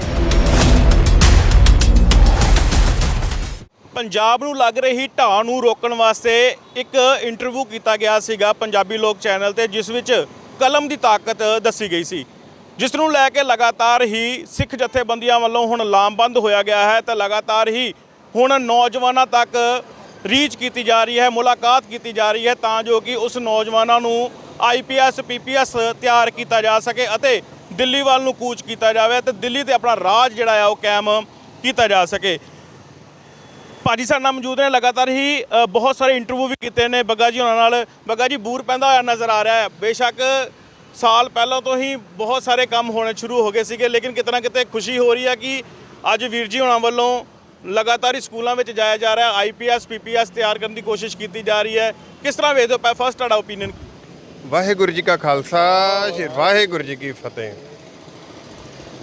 ਸਭ ਤੋਂ ਵੱਡੀ ਗੱਲ ਕਿ ਉਹ ਵੀਰ, ਉਹ ਪਰਿਵਾਰ ਅੱਗੇ ਆ ਕੇ ਕਲਮ ਦੀ ਗੱਲ ਕਰ ਰਹੇ ਨੇ ਕਿ ਜਿਹੜੇ ਪਰਿਵਾਰ ਨੇ ਸਾਲਟਾਂ ਦੀ ਲੜਾਈ ਵੀ ਲੜੀ ਆ, ਜਿਨ੍ਹਾਂ ਪਰਿਵਾਰਾਂ 'ਚੋਂ ਸ਼ਹੀਦੀਆਂ ਵੀ ਰਹੀਆਂ, ਜਿਨ੍ਹਾਂ ਪਰਿਵਾਰਾਂ ਦੇ ਵਿੱਚ ਜਪ ਤਪ ਬ੍ਰਹਮ ਗਿਆਨੀ ਸੰਤ ਬਾਬਾ ਜਰਨੈਲ ਸਿੰਘ ਜੀ ਖਾਲਸਾ ਭਿੰਡਰਾਂ ਵਾਲੇ ਆ, ਉਹਨਾਂ ਦੇ ਪੋਤਰੇ ਨੇ, ਤੇ ਸੰਤ ਕਰਤਾਰ ਸਿੰਘ ਜੀ ਖਾਲਸਾ ਭਿੰਡਰਾਂ ਵਾਲੇ ਸੋਰੀ ਉਹਨਾਂ ਦੇ ਪੋਤਰੇ ਨੇ। ਤੇ ਜਦੋਂ ਮੈਨੂੰ ਇਹਨਾਂ ਬਾਰੇ ਪਤਾ ਲੱਗਾ ਕਿ ਇਹਨਾਂ ਨੂੰ ਸਾਲ ਤੋਂ ਵੀ ਉੱਪਰ ਹੋ ਚੱਲਿਆ ਕਿ ਇਹ ਸਕੂਲ ਜਾ ਕੇ ਛੋਟੀ ਪਨੀਰੀ ਤੋਂ ਲੈ ਕੇ ਵੱਡੇ ਬੱਚਿਆਂ ਤੱਕ ਹਰ ਕਿਸੇ ਨੂੰ ਬਾਂਹ ਫੜ ਕੇ ਕਹਿ ਰਹੇ ਨੇ ਕਿ ਤੁਸੀਂ ਐਜੂਕੇਸ਼ਨ ਨਹੀਂ ਛੱਡਣੀ, ਤੁਹਾਨੂੰ ਕਿਸੇ ਵੀ ਤਰ੍ਹਾਂ ਦੀ ਕੋਈ ਲੋੜ ਆ, ਤੁਸੀਂ IAS ਬਣਨਾ, IPS ਬਣਨਾ, PCS ਬਣਨਾ, ਸਾਇੰਸਿਸਟ ਬਣਨਾ, ਡਾਕਟਰ ਬਣਨਾ, ਪਾਇਲਟ ਬਣਨਾ, ਇੰਜੀਨੀਅਰ ਬਣਨਾ, ਕੁਝ ਵੀ ਬਣਨਾ, ਉੱਚ ਕੋਟੀ ਦੀ ਵਿੱਦਿਆ ਹਾਸਲ ਕਰਨ ਵਾਸਤੇ ਫੈਡਰੇਸ਼ਨ ਤੁਹਾਡੇ ਨਾਲ ਹਰ ਵੇਲੇ ਖਲੋਤੀ ਹੈ। 24 ਘੰਟੇ ਦਿਨ ਰਾਤ ਜਦੋਂ ਮਰਜ਼ੀ ਆਵਾਜ਼ ਮਾਰੋ। ਮਤਲਬ ਕਿ ਉਹ ਪਰਿਵਾਰ ਕਲਮ ਵਾਲੇ ਬੰਨੇ ਆ ਗਿਆ ਜਿਨ੍ਹਾਂ ਨੇ ਬੰਦੂਕ ਦੀ ਵੀ ਲੜਾਈ ਲੜੀ ਹੈ ਕਿਸੇ ਲਈ। ਇਹਨਾਂ ਨੂੰ ਪਤਾ ਹੈ ਕਿ ਕੱਲੀ ਬੰਦੂਕ ਦੀ ਲੜਾਈ ਦੇ ਨਾਲ ਕੌਮ ਅੱਗੇ ਨਹੀਂ ਜਾ ਸਕਦੀ, ਕੌਮ ਨੂੰ ਫਤਿਹ ਹਾਸਲ ਨਹੀਂ ਹੋਣੀ। ਬੰਦੂਕ ਦੀ ਲੜਾਈ ਛੱਡ ਕੇ ਬੰਦੂਕ ਤੋਂ ਵੀ ਜਿਹੜੀ ਜ਼ਿਆਦਾ ਪਾਵਰਫੁਲ ਹੈ ਉਹ ਕਲਮ ਹੈ। ਉਹ ਕਲਮ ਦਾ ਹਥਿਆਰ ਇਹਨਾਂ ਨੇ ਕੌਮ ਦੇ ਬੱਚਿਆਂ ਨੂੰ, ਪੰਜਾਬ ਦੇ ਬੱਚਿਆਂ ਨੂੰ ਦੇਣਾ ਚਾਲੂ ਕਰਤਾ। ਮਹਾਰਾਜ ਇਹਨਾਂ 'ਤੇ ਕਿਰਪਾ ਕਰੇ, ਪੂਰੇ ਦੇਸ਼ ਦੇ ਵਿੱਚ ਜਾਣ ਆ, ਕਿਉਂਕਿ ਇਹਨਾਂ ਦੀ ਸੋਚ ਜਿਹੜੀ ਹੈ ਸੀਮਤ ਸੋਚ ਨਹੀਂ ਹੈਗੀ ਕਿ ਛੋਟੀ ਸੋਚ ਅਸੀਂ ਇਕੱਲਾ ਪੰਜਾਬ 'ਚ ਹੀ ਕੰਮ ਕਰਨਾ ਹੈ। ਇਹ ਤਾਂ ਪੂਰੇ ਦੇਸ਼ 'ਚ, ਪੂਰੀ ਦੁਨੀਆ 'ਚ ਕੰਮ ਕਰਨਾ ਚਾਹੁੰਦੇ ਨੇ। ਮੈਂ ਇੱਕ ਗੱਲ ਹੋਰ ਕਰਨੀ ਚਾਹੁੰਦਾ ਹੈ ਕਿ ਤੁਸੀਂ ਬਹੁਤ ਘੱਟ ਇਹਨਾਂ ਨੂੰ ਮੀਡੀਆ 'ਚ ਵੇਖਿਆ ਹੋਏਗਾ, ਬਹੁਤ ਘੱਟ। ਮੇਰਾ ਥੋੜ੍ਹੇ ਦਿਨਾਂ ਤੋਂ ਇਹਨਾਂ ਦੇ ਨਾਲ ਵਾਰਤਾਲਾਪ ਚਾਲੂ ਹੋਇਆ ਤੇ ਮੈਨੂੰ ਕੱਲ੍ਹ ਹੀ ਪਰਸੋਂ ਪਤਾ ਲੱਗਾ ਹੈ ਕਿ ਇਹ ਖੁਦ ਅਮਰੀਕਾ ਤੋਂ ਸਿਟੀਜ਼ਨਸ਼ਿਪ ਨੇ। ਇਹ ਇਕੱਲੇ ਨੇ, ਸੰਤ ਕਰਤਾਰ ਸਿੰਘ ਜੀ ਖਾਲਸਾ ਭਿੰਡਰਾਂ ਦੇ ਪੋਤਰੇ ਇਕੱਲੇ ਨੇ ਆ। ਤੇ ਇਹ ਹਿਸਾਬ ਲਾ ਲਓ ਕਿ ਆਪਣਾ ਸੁੱਖ ਛੱਡ ਕੇ, ਆਪਣੀ ਜਾਇਦਾਦਾਂ ਛੱਡ ਕੇ, ਆਪਣੇ ਕਾਰੋਬਾਰ ਛੱਡ ਕੇ ਤੇ ਕੌਮ ਦੀ ਸੇਵਾ ਦੇ ਵਿੱਚ ਲੱਗੇ ਨੇ ਕਿ ਨਾ ਇਹਨਾਂ ਨੇ ਕੋਈ ਲਾਲਾ ਕੀਤੀ ਹੈ, ਨਾ ਕੋਈ ਬਾਰ-ਬਾਰ ਮੀਡੀਆ ਨੂੰ ਬੁਲਾਇਆ। ਤੇ ਇਹ ਵੀ ਮੈਂ ਇਹਨਾਂ ਨੂੰ ਕਹਿ ਕੇ ਕਿ ਇੱਕ ਵਾਰੀ ਆਪਾਂ ਆ ਕੇ ਫੈਡਰੇਸ਼ਨ ਵੱਲੋਂ ਫੇਰ ਤੁਸੀਂ ਆਗਾਜ਼ ਕਰੋ ਕਿ ਜਿਹੜੇ ਵੀ ਬੱਚੇ ਨੇ IAS ਬਣਨਾ, IPS ਬਣਨਾ, PCS ਬਣਨਾ, ਫੈਡਰੇਸ਼ਨ ਉਹਦਾ ਸਹਿਯੋਗ ਕਰੇਗੀ, ਕਿਉਂਕਿ ਪਿਛਲੇ ਸਾਲ 1.5 ਸਾਲ ਤੋਂ ਆ ਕਾਰਜ ਕਰ ਰਹੇ ਨੇ ਆ। ਤੇ ਬਾਕੀ ਦੀ ਗੱਲ ਤੁਹਾਨੂੰ ਕੰਵਰਚਰਨ ਸਿੰਘ ਜੀ ਦੱਸਣਗੇ ਆਪਣੇ ਬਾਰੇ। ਮੈਂ ਤਾਂ ਇੰਨਾ ਹੀ ਦੱਸ ਸਕਦਾ ਕਿ ਜਿਹੜਾ ਭਰਿਆ ਭਾਂਡਾ ਹੈ ਉਹ ਖੜਕਦਾ ਘੱਟ ਹੁੰਦਾ ਤੇ ਖਾਲੀ ਭਾਂਡਿਆਂ ਦਾ ਖੜਾਕ ਬਹੁਤ ਜ਼ਿਆਦਾ ਹੁੰਦਾ। ਤੇ ਇਹਨਾਂ ਨੇ ਕਦੀ ਨਹੀਂ ਆਪਣਾ ਪ੍ਰਚਾਰ ਕੀਤਾ ਕਿ ਮੈਂ ਬਾਹਰੋਂ ਆਪਣੇ ਸੁੱਖ ਛੱਡ ਕੇ ਆ ਗਿਆ ਜੀ, ਮੈਂ ਬਾਹਰੋਂ ਫਲਾਨ ਕਰਕੇ ਆ ਗਿਆ ਜੀ। ਇਹ ਚਾਹੁਣ ਤੇ ਸਭ ਕੁਝ ਕਰ ਸਕਦੇ ਆ, ਸਾਰੇ ਸੁੱਖ ਛੱਡ ਕੇ ਆਪਣੇ ਇੱਥੇ ਕੌਮ 'ਚ ਵਿਚਰਨਦੇ ਆ। ਕੰਵਰਚਰਨ ਸਿੰਘ ਸਾਡੇ ਨਾਲ ਮੌਜੂਦ ਨੇ, ਗੱਲਬਾਤ ਕਰ ਲੈਣੇ। ਵੀਰ ਜੀ, ਵਾਹਿਗੁਰੂ ਜੀ ਕਾ ਖਾਲਸਾ, ਵਾਹਿਗੁਰੂ ਜੀ ਕਾ ਖਾਲਸਾ, ਵਾਹਿਗੁਰੂ ਜੀ ਕੀ ਫਤਿਹ ਜੀ। ਮੇਰਾ ਪਹਿਲਾ ਹੀ ਤੁਹਾਨੂੰ ਸਵਾਲ ਹੈ ਕਿ ਜਦੋਂ ਤੁਸੀਂ ਬੱਚਿਆਂ ਨੂੰ ਮਿਲਦੇ ਹੋ ਜਾ ਕੇ, ਉਹਨਾਂ ਦਾ ਸਵਾਲ ਕੀ ਹੁੰਦਾ ਹੈ ਤੁਹਾਨੂੰ? ਕਿਉਂਕਿ ਲਗਾਤਾਰ ਹੀ ਜਦੋਂ ਵੀ ਬੱਚਿਆਂ ਦੇ ਦਿਮਾਗ 'ਚ IPS ਬਣਨ ਦੀ ਤਿਆਰੀ ਕਰਨ ਦੀ ਕੋਸ਼ਿਸ਼ ਸੋਚ ਹੀ ਆਉਂਦੀ ਹੈ ਤੇ ਬਹੁਤ ਸਾਰੇ ਪੈਸਿਆਂ ਦਾ ਖਿਆਲ ਆਉਂਦਾ ਕਿ ਪੈਸੇ ਕਿੱਥੋਂ ਆਉਣਗੇ। ਤੁਸੀਂ ਜਦੋਂ ਮਿਲਦੇ ਹੋ ਬੱਚਿਆਂ ਨਾਲ ਕਿਸ ਤਰ੍ਹਾਂ ਫਿਰ ਤੁਹਾਡਾ ਗੱਲਬਾਤ ਹੁੰਦੀ ਹੈ ਤੇ ਕਿੰਨੇ ਕੁ ਬੱਚੇ ਤੁਹਾਨੂੰ ਅਜੇ ਤੱਕ ਮਿਲ ਚੁੱਕੇ? ਪਹਿਲਾਂ ਤਾਂ ਮੈਂ ਕਹਿਣਾ ਚਾਹੁੰਦਾ ਹਾਂ ਕਿ ਸਭ ਤੋਂ ਪਹਿਲਾਂ ਜਿਹੜਾ ਸਵਾਲ ਹੁੰਦਾ ਉਹ ਸਿੱਖੀ ਦੇ ਬਾਰੇ ਹੁੰਦਾ ਹੈ ਤੇ ਪੰਜਾਬੀਅਤ ਦੇ ਬਾਰੇ ਹੁੰਦਾ ਹੈ। ਉਸ ਤੋਂ ਬਾਅਦ ਕਿਉਂਕਿ ਆਪਾਂ ਜਦੋਂ ਫਾਊਂਡੇਸ਼ਨ ਲੇ ਕਰਨੀ ਹੈ ਨਾ ਤੇ ਫੈਡਰੇਸ਼ਨ ਦਾ ਜੋ ਪ੍ਰਚਾਰ ਸਿਰਫ ਸਿੱਖੀ ਤੋਂ ਸ਼ੁਰੂ ਹੁੰਦਾ ਹੈ ਤੇ ਸਿੱਖੀ ਬਹੁਤ ਵੱਡਾ ਇੱਕ ਕੀ ਕਹਿ ਸਕਦੇ ਹਾਂ ਕਿ ਸੀਮਤ ਸੋਚ ਨਹੀਂ ਰੱਖਦੀ। ਸਿੱਖੀ ਸਮੁੰਦਰ ਹੈ, ਵਿਸ਼ਾਲ ਹੈ। ਸੋ ਉਸ ਦੇ ਉੱਤੋਂ ਹੀ ਜੇ ਆਪਾਂ ਅਧਿਆਤਮਕ ਵਿੱਦਿਆ ਦੀ ਪਹਿਲਾਂ ਗੱਲ ਕਰਦੇ ਹਾਂ, ਉਸ ਤੋਂ ਬਾਅਦ ਆਧੁਨਿਕ ਵਿੱਦਿਆ ਦੀ ਗੱਲ ਕਰਦੇ ਹਾਂ। ਪਹਿਲਾਂ ਰਿਲੀਜੀਅਸ, ਉਸ ਤੋਂ ਬਾਅਦ ਜਿਹੜੀ ਹੈ ਉਹ ਮਾਡਰਨ ਐਜੂਕੇਸ਼ਨ ਦੀ ਵੀ ਗੱਲ ਕਰਦੇ ਹਾਂ। ਸੋ ਮੈਂ ਸਮਝਦਾ ਕਿ ਜਦੋਂ ਆਪਾਂ ਖਾਲਸਾ ਰਾਜ ਦੀ ਗੱਲ ਕਰਦੇ ਹਾਂ ਨਾ, ਕਿਉਂਕਿ ਖਾਲਸਾ ਰਾਜ ਦੀ ਗੱਲ ਕਰਨ ਵਾਲੇ ਬਹੁਤ ਨੇ, ਪਰ ਉਹਨੂੰ ਰਿਸਰਚ ਕਰਕੇ ਤੇ ਸਾਡੇ ਕੋਲ ਕੀ ਸੀ, ਸਾਡੇ ਕੋਲ ਕੀ ਗੁਣ ਸਨ, ਸਾਡੇ ਕੀ ਕਿਰਦਾਰ ਸਨ, ਸਾਡਾ ਇਕਨੋਮੀ ਦਾ ਸਟਰਕਚਰ ਕਿਵੇਂ ਸੀ, ਸਾਡਾ ਵਿਦਿਅਕ ਸਟਰਕਚਰ ਕਿਵੇਂ ਸੀ, ਸਾਡਾ ਰਿਲੀਜੀਅਸ ਸਟਰਕਚਰ ਕਿਵੇਂ ਸੀ, ਉਹਨੂੰ ਰਿਸਰਚ ਕਰਕੇ ਤੇ ਜਦੋਂ ਅਸੀਂ ਦੱਸਦੇ ਹਾਂ, ਹਲੇ ਕਿ ਪੜ੍ਹਾਈ ਮੇਰੀ ਵੀ ਚੱਲ ਰਹੀ ਹੈ, ਮੈਂ PSOU ਦੇ ਵਿੱਚ ਸਿੱਖ ਥਿਓਲੋਜੀ ਦਾ ਕੋਰਸ ਕਰ ਰਿਹਾ ਤੇ ਜਿਉਂ-ਜਿਉਂ ਗਿਆਨ ਵੱਧਦਾ ਮੈਨੂੰ ਹੁੰਦਾ ਵੱਧ ਤੋਂ ਵੱਧ ਬੱਚਿਆਂ ਦੇ ਨਾਲ ਸ਼ੇਅਰ ਕਰੀਏ। ਸਿੱਖ ਹਿਸਟਰੀ ਨੂੰ ਲੈ ਕੇ ਜਦੋਂ ਅਸੀਂ ਰਾਜ ਦੀ ਗੱਲ ਕਰਦੇ ਹਾਂ, ਰਾਜ ਦੇ ਵਿੱਚ ਪ੍ਰਬੰਧ ਦੀ ਗੱਲ ਕਰਦੇ ਹਾਂ ਕਿ ਕੈਸੀ ਵਿੱਦਿਆ ਹੋਇਆ ਕਰਦੀ ਸੀ। ਹੁਣ ਇੱਕ ਬਹੁਤ ਇੰਟਰਸਟਿੰਗ ਫੈਕਟ ਹੈ ਕਿ ਸਿੱਖ ਰਾਜ ਦੇ ਵਿੱਚ ਮਹਾਰਾਜਾ ਰਣਜੀਤ ਸਿੰਘ ਜੀ ਦੇ ਰਾਜ ਦੇ ਵਿੱਚ ਸਾਡੇ code of conduct, morals, ethics, values, ਹਰ ਇੱਕ ਚੀਜ਼ ਜਿਹੜੀ ਹੈ ਉਹ ਗੁਰੂ ਗ੍ਰੰਥ ਸਾਹਿਬ ਸੱਚੇ ਪਾਤਸ਼ਾਹ ਦੀ ਬਾਣੀ ਦੇ ਆਲੇ ਦੁਆਲੇ ਘੁੰਮਦੀ ਸੀ। ਸੋ ਜੇ ਆਪਾਂ ਗੁਰੂ ਗ੍ਰੰਥ ਸਾਹਿਬ ਦੀ ਬਾਣੀ ਦੇ ਕੀ ਕਹਿੰਦੇ ਉਹਨੂੰ ਬੇਸ ਬਣਾ ਕੇ ਆਪਣੇ ਕਾਰਜ ਕਰਾਂਗੇ, ਤੁਸੀਂ ਕਦੀ ਇਹ ਨਹੀਂ ਸੁਣਿਆ ਹੋਵੇਗਾ ਕਿ ਖਾਲਸਾ ਰਾਜ ਦੇ ਵਿੱਚ ਫਲਾਣੇ ਧਰਮ ਦੇ ਉੱਤੇ ਤਸ਼ੱਦਦ ਹੋਇਆ। ਭਾਰਤ 'ਚ ਹੁੰਦਾ ਹੈ, ਬਾਹਰਲੇ ਮੁਲਕਾਂ ਦੇ ਦੂਜੇ ਧਰਮਾਂ ਨਾਲ ਹੁੰਦਾ ਹੈ, ਪਰ ਖਾਲਸੇ ਰਾਜ ਦੇ ਵਿੱਚ ਹਲੇਮੀ ਰਾਜ 'ਚ ਹੋਇਆ ਏ। ਜਿਸ ਸੈਕੂਲਰਿਜ਼ਮ ਦੀ ਅੱਜ ਇੰਡੀਆ ਦੁਹਾਈ ਦੇ ਰਿਹਾ ਹੈ, 80% ਕੁਰਬਾਨੀ ਸਿੱਖਾਂ ਨੇ ਕੀਤੀ ਹੈ, ਪਰ ਜਿਹੜੀ ਸੈਕੂਲਰਿਜ਼ਮ ਤੇ ਦਹਾਈ ਦਿੰਦਾ ਹੈ ਤੇ ਫੇਲ ਹੋ ਗਿਆ ਹੈ। ਉਹ ਸੈਕੂਲਰਿਜ਼ਮ ਆਲਰੇਡੀ ਖਾਲਸਾ ਰਾਜ ਜਿਹੜਾ ਹੈ 100% ਤੇ ਨਿਭਾ ਚੁੱਕਿਆ। ਤੇ ਦੂਜੀ ਗੱਲ ਕਿ ਖਾਲਸੇ ਰਾਜ ਦੇ ਵਿੱਚ ਲਿਟਰੇਸੀ ਰੇਟ 100% ਸੀ, ਤਾਂ ਉਹ ਰਾਜ ਜਿਹੜਾ ਹੈ ਸਿਖਰਾਂ ਤੇ ਪਹੁੰਚਿਆ। ਤੇ ਜੇ ਅੱਜ ਆਪਾਂ ਕਹੀਏ ਕਿ ਸਿਰਫ ਜਿਹੜੀ ਹੱਥ 'ਚ ਫੜਨ ਵਾਲੀ ਖੜਗੇ ਉਹਦੇ ਨਾਲ ਹੀ ਆਪਾਂ ਸਫਲ ਹੋ ਸਕਦੇ ਹਾਂ, ਨਹੀਂ। ਸਾਡੀ ਜਿਹੜੀ ਮਨ ਦੀ ਖੜਗ ਹੈ ਉਹ ਹੱਥ 'ਚ ਫੜੀ ਖੜਗ ਨਾਲੋਂ ਦੂਣੀ ਰਫ਼ਤਾਰ ਦੇ ਨਾਲ ਚੱਲਣੀ ਚਾਹੀਦੀ ਹੈ। ਗੁਰੂ ਮਹਾਰਾਜ ਨੇ ਸਾਨੂੰ ਹਰ ਪਾਸੋਂ ਸਮਰੱਥ ਬਣਾਉਣ ਦੀ ਕੋਸ਼ਿਸ਼ ਕੀਤੀ। ਪੂਰਾ ਤਾਂ ਗੁਰੂ ਹੈ, ਸੰਪੂਰਨ ਗੁਰੂ ਹੈ, 100% ਗੁਰੂ ਹੈ, ਪਰ ਜੇ ਗੁਰੂ ਨੇ ਕਿਹਾ ਹੈ ਕਿ ਖਾਲਸਾ ਮੇਰੋ ਰੂਪ ਹੈ ਖਾਸ, ਤੇ ਆਪਣੇ ਵਰਗਾ ਬਣਾਉਣ ਦੀ ਕੋਸ਼ਿਸ਼ ਕੀਤੀ ਹੈ। ਤੇ ਆਪਾਂ ਗੁਰੂ ਮਹਾਰਾਜ ਵੱਲ ਵੇਖ ਲਈਏ, ਉਹਨਾਂ ਦੇ ਜੀਵਨ ਵੱਲ ਵੇਖ ਲਈਏ, ਜਿੰਨੀ ਰਫ਼ਤਾਰ ਨਾਲ ਉਹਨਾਂ ਦੀ ਤਲਵਾਰ ਚੱਲਦੀ ਹੈ, ਦੂਣੀ ਰਫ਼ਤਾਰ ਨਾਲ ਕਲਮ ਵੀ ਚੱਲਦੀ ਹੈ। ਸੋ ਇਸ ਕਰਕੇ ਗੁਰੂ ਮਹਾਰਾਜ ਨੇ ਸਾਨੂੰ ਕਲਮ ਦਾ ਰਸਤਾ ਵੀ ਦੱਸਿਆ ਹੈ। ਤੇ ਕਿਸੇ ਵੀ ਸੰਘਰਸ਼ ਦੇ ਵਿੱਚ, ਕਿਸੇ ਲੜਾਈ ਦੇ ਵਿੱਚ ਦਾਸ ਹਮੇਸ਼ਾ ਬੇਨਤੀ ਕਰਦਾ ਆਇਆ ਹੈ ਕਿ ਮੁੱਢ ਪ੍ਰਚਾਰ ਤੋਂ ਵੱਜਦਾ ਹੈ। ਪ੍ਰਚਾਰ ਤਾਂ ਹੁਣ ਆਪਾਂ 1984 ਦੀ ਲੜਾਈ ਲੈ ਲਈਏ, ਇਹ ਹੁਣ ਮੈਂ ਨਹੀਂ ਕਹਿ ਰਿਹਾ, ਭਾਈ ਜਸਬੀਰ ਸਿੰਘ ਜੀ ਰੋਡੇ ਕਹਿ ਰਹੇ ਨੇ। ਪਿੱਛੇ ਜੇ ਪ੍ਰੋਗਰਾਮ ਹੋ ਕੇ ਹਟਿਆ, ਉਹਨਾਂ ਨੇ ਇਹ ਗੱਲ ਸਟੇਜ ਤੋਂ ਬਿਆਨ ਕੀਤੀ ਹੈ ਕਿ 1984 ਦੀ ਲੜਾਈ ਦਾ ਸੰਘਰਸ਼ ਸੰਤ ਕਰਤਾਰ ਸਿੰਘ ਜੀ ਖਾਲਸਾ ਪਿੰਡਰਾਂਵਾਲੇ ਦੇ ਪ੍ਰਚਾਰ ਨੇ ਕੀਤਾ ਸੀ। 8 ਸਾਲ ਦੀ ਉਹਨਾਂ ਦੀ ਸੇਵਾ ਸੀ, ਪਰ ਮੈਂ ਸਮਝਦਾ ਹਾਂ ਕਿ 8 ਸਾਲ ਕੀ 80 ਸਾਲ ਦੇ ਵਿੱਚ ਉਹਨਾਂ ਜਿੰਨਾ ਪ੍ਰਚਾਰ ਉਸ ਵੇਲੇ, ਜਦੋਂ ਨਾ ਕੋਈ TV ਹੈ, ਨਾ ਮੋਬਾਈਲ ਹੈ, ਨਾ ਕੈਮਰਾ ਹੈ, ਨਾ ਹੀ ਕੋਈ ਕੇਬਲ ਹੈ, ਭਾਈ ਸਾਹਿਬ ਜੀ ਉਸ ਸਮੇਂ ਦੇ ਵਿੱਚ ਉਹਨਾਂ ਨੇ ਪ੍ਰਚਾਰ ਕੀਤਾ ਹੈ। ਤੇ ਜੇ ਅੱਜ ਦੇ ਸਮੇਂ ਦੇ ਵਿੱਚ ਐਸੀ ਸ਼ਖਸੀਅਤ ਜਿਹਦੇ ਮਸਤਕ ਦੇ ਉੱਤੇ ਗੁਰੂ ਦੀ ਬਰਕਤਾਂ ਦਾ ਨੂਰ ਡਲਕਾ ਮਾਰਦਾ ਹੋਵੇ, ਉਹ ਪ੍ਰਚਾਰ ਕਰੇ, ਕੋਈ ਐਸਾ ਸਿੱਖ ਨਹੀਂ ਜਿਹੜਾ ਅੰਮ੍ਰਿਤ ਨਾ ਛਕ ਲਵੇ। ਇੰਨਾ ਪ੍ਰਭਾਵਸ਼ਾਲੀ ਪ੍ਰਚਾਰ ਤੇ ਹਜ਼ਾਰਾਂ ਰੂਹਾਂ ਨੂੰ ਅੰਮ੍ਰਿਤ ਛਕਾਇਆ। ਤੇ ਨਾਲ ਦੇ ਨਾਲ ਆਧੁਨਿਕ ਵਿੱਦਿਆ ਦੇ ਉੱਤੇ ਉਹਨਾਂ ਨੇ ਫੋਕਸ ਕੀਤਾ, ਕਿਉਂਕਿ ਆਪਾਂ ਹਰ ਇੱਕ ਖੇਤਰ ਦੇ ਵਿੱਚ ਸਮਰੱਥ ਹੋਣ ਦਾ ਗੋਲ ਲੈ ਕੇ ਚੱਲਦੇ ਹਾਂ। ਸਿੱਖ ਦਾ ਕੰਮ ਸਿਰਫ ਆ ਨਹੀਂ ਕਿ ਇੱਕ ਖੇਤਰ ਚੁਣ ਲਓ ਤੇ ਉਹਦੇ ਵਿੱਚ ਆਪਾਂ ਚੋਟੀ ਦੇ ਹੋ ਜਾਣਾ ਹੈ, ਨਹੀਂ। ਗੁਰੂ ਮਹਾਰਾਜ ਨੇ ਸਾਨੂੰ ਸਾਰੇ ਮਾਰਗ ਦੱਸੇ ਨੇ, ਤੇ ਹਥਿਆਰ ਦਾ ਮਾਰਗ ਲਾਸਟ ਹੈ, ਚੱਕਣਾ ਚਾਹੀਦਾ ਹੈ। ਕਦੋਂ? ਜਦੋਂ ਬਾਕੀ ਸਾਰੇ ਹੀਲੇ ਵਸੀਲੇ ਨਿਬੜ ਜਾਣ, ਖਤਮ ਹੋ ਜਾਣ। ਮੈਂ ਨਹੀਂ ਕਹਿੰਦਾ ਕਿ ਹਥਿਆਰ ਛੱਡ ਦਿਓ, ਆ ਕਿਰਪਾਨ ਫੜੀ ਹੈ, ਆਤਮ ਰੱਖਿਆ ਲਈ ਫੜੀ ਹੈ, ਮਜਲੂਮਾਂ ਦੀ ਰੱਖਿਆ ਦੇ ਲਈ ਫੜੀ ਹੈ, ਅਨਿਆਂ ਨੂੰ ਰੋਕਣ ਲਈ ਫੜੀ ਹੈ, ਬਟ ਦੂਸਰੀ ਕਲਮ ਦੀ ਜਿਹੜੀ ਹੈ ਉਹ ਵੀ ਆਪਾਂ ਨੂੰ ਗੱਲ ਕਰਨੀ ਚਾਹੀਦੀ ਹੈ। ਕਿਉਂ ਕਰਨੀ ਚਾਹੀਦੀ ਹੈ? ਕਿਉਂਕਿ ਆਪਾਂ ਹਰ ਇੱਕ ਏਰੀਆ ਦੇ ਵਿੱਚ ਖਾਲਸਾ ਰਾਜ ਦੇ ਵਿੱਚ ਸਿੱਖ ਐਕਸੈਲ ਕਰਦੇ ਸਨ। ਆਪਾਂ ਐਕਸਲੈਂਸ ਦੀ ਗੱਲ ਕਰਦੇ ਹਾਂ, ਮਾਹਰਤਾ ਦੀ ਗੱਲ ਕਰਦੇ ਹਾਂ। ਜਿੱਥੇ ਸਾਡੀ ਤਲਵਾਰ ਚੱਲਦੀ ਸੀ, ਜਿਹਦੇ ਨਾਲ ਰਾਜ ਕਾਇਮ ਹੋਇਆ ਹੈ, ਉਧਰ ਡਿਪਲੋਮੇਸੀ ਨਾਲ ਵੀ ਰਾਜ ਕਾਇਮ ਹੋਇਆ। ਲੇਕਿਨ ਅਕਸਰ ਹੀ ਜਦੋਂ ਤੁਸੀਂ ਜਿਸ ਸਮੇਂ ਦੀ ਤੁਸੀਂ ਗੱਲ ਕਰ ਰਹੇ ਹੋ, ਮੇਰੀ ਬੜੀ ਵਾਰ ਬੜੇ ਸਿੱਖ ਬੁੱਧੀਜੀਵੀਆਂ ਨਾਲ ਵੀ ਗੱਲਬਾਤ ਹੁੰਦੀ ਹੈ। ਉਹ ਕਹਿੰਦੇ ਨੇ ਕਿ ਜਦੋਂ ਟ੍ਰੇਨ 'ਚ ਸਫ਼ਰ ਕਰੀਦਾ ਸੀ ਨਾ ਤੇ ਇੱਕ ਸਿੱਖ ਟ੍ਰੇਨ 'ਚ ਬੈਠਾ ਹੁੰਦਾ ਸੀ ਤੇ ਲੋਕ ਆਪਣੇ ਆਪ ਨੂੰ ਸੁਰੱਖਿਅਤ ਮਹਿਸੂਸ ਕਰਦੇ ਸੀਗੇ। ਲੇਕਿਨ ਹਾਲਾਤ ਹੁਣ ਚੇਂਜ ਹੁੰਦੇ ਹੋਏ ਨਜ਼ਰ ਆ ਰਹੇ ਨੇ। ਲੋਕ ਕਹਿੰਦੇ ਨੇ ਕਿ ਹੁਣ ਖਾਲਿਸਤਾਨ ਦਾ ਨਾਮ ਲਿੱਤਾ ਜਾ ਰਿਹਾ ਆ, ਵੱਖਵਾਦੀਆਂ ਦਾ ਨਾਮ ਲਿੱਤਾ ਜਾ ਰਿਹਾ। ਜਦੋਂ ਦਿੱਲੀ ਬਾਰਡਰ ਤੇ ਬੈਠੇ ਸੀਗੇ ਉਦੋਂ ਬੜੇ ਨਾਮ ਦਿੱਤੇ ਗਏ, ਲੇਕਿਨ ਲੰਗਰ ਲਗਾ ਕੇ ਦੱਸਿਆ ਗਿਆ ਕਿ ਨਹੀਂ ਅਸੀਂ ਅਲੱਗ ਕੌਮ ਤੋਂ ਆ। ਕੀ ਲੱਗਦਾ ਹੈ ਕਿ ਸਿਰਫ ਲੋਕ ਇੱਕ ਸਾਡਾ ਫੇਸ ਨੂੰ ਜੱਜ ਕਰਕੇ ਹੀ ਸਾਰਾ ਕੁਝ ਕਰ ਦਿੰਦੇ, ਲੇਕਿਨ ਉਹ ਜਿਹੜੀ ਛਵੀ ਸੀਗੀ ਪਹਿਲੀ ਉਹ ਲੱਗਦਾ ਵਾਪਸ ਆ ਪਾਏਗੀ ਛਵੀ, ਜਿਹੜੀ ਟ੍ਰੇਨ ਦੇ ਵਿੱਚ ਲੋਕ ਇੱਕ ਸਿੱਖ ਨੂੰ ਵੇਖ ਕੇ ਕਹਿੰਦੇ ਸੀ ਕਿ ਅਸੀਂ ਆਪਣੇ ਆਪ ਨੂੰ ਸੁਰੱਖਿਅਤ ਮਹਿਸੂਸ ਕਰ ਰਹੇ ਹਾਂ। ਜੇ ਬਾਹਰਲੇ ਮੁਲਕਾਂ 'ਚ ਕਹਿ ਰਹੇ ਨੇ ਕਿ ਜੇ ਇੱਕ ਥਾਂ ਦੇ ਉੱਤੇ ਕੋਈ ਸਿੱਖ ਦਸਤਾਰ ਬੰਨ੍ਹ ਕੇ ਤੁਹਾਡੇ ਕੋਲ ਬੈਠਾ ਹੈ, ਤੁਸੀਂ ਉੱਧਰ ਜਾ ਕੇ ਬੈਠ ਸਕਦੇ ਹੋ, ਤੁਸੀਂ ਮਹਿਫੂਜ਼ ਹੋ। ਤੇ ਇੱਧਰ ਦੇ ਲੋਕਾਂ ਨੂੰ ਕੀ ਹੋਇਆ? ਮੈਂ ਪੁੱਛਣਾ ਚਾਹੁੰਦਾ ਕੀ ਹੋਇਆ ਇੱਧਰ ਦੇ ਲੋਕਾਂ ਨੂੰ? ਜਦੋਂ ਇਹੀ ਦਸਤਾਰ, ਇਹ ਕੇਸਰੀ ਨਿਸ਼ਾਨ ਤੇ ਇੱਕ ਕਿਰਪਾਨ ਲਦਾਖ ਦੇ ਵਿੱਚ ਜਾ ਕੇ ਤੇ ਜਕਾਰੇ ਬੁਲਾਉਂਦੇ ਨੇ, ਉਦੋਂ ਬੜੇ ਅਸੀਂ ਮਹਿਸੂਸ ਕਰਦੇ ਹਾਂ, ਕਿਉਂਕਿ ਉਦੋਂ ਆਪਾਂ ਰੈਂਕ ਦੇ ਉੱਤੇ ਹੁੰਨੇ ਆ। ਜਦੋਂ ਇਹੀ ਕਿਰਪਾਨ ਜਾਂਦੀ ਹੈ, ਇਹ ਨਿਸ਼ਾਨ ਦੇ ਹੇਠ ਅਸੀਂ ਇਕੱਤਰ ਹੋ ਕੇ ਤੇ ਕਰੋਨਾ ਦੇ ਵਿੱਚ ਲੰਗਰ ਲਾਉਂਦੇ ਆ ਅਸੀਂ ਆਕਸੀਜਨ ਦੇ, ਉਦੋਂ ਤਾਂ ਬੜਾ ਮਹਿਸੂਸ ਕਰਦੇ ਹਾਂ ਅਸੀਂ ਮਹਿਫੂਜ਼ ਆਪਣੇ ਆਪ ਨੂੰ। ਤੇ ਜੇ ਇਹ ਨਿਸ਼ਾਨ ਆਪਣੇ ਹੱਕਾਂ ਦੀ ਪ੍ਰਾਪਤੀ ਦੀ ਆਵਾਜ਼ ਉਠਾਉਂਦਾ ਹੈ, ਉਦੋਂ ਸਾਨੂੰ ਅੱਤਵਾਦੀ ਕਿਹਾ ਜਾਂਦਾ ਹੈ। ਮੈਂ ਪੁੱਛਣਾ ਚਾਹੁੰਦਾ ਕੀ ਚੱਕਰ ਹੈ?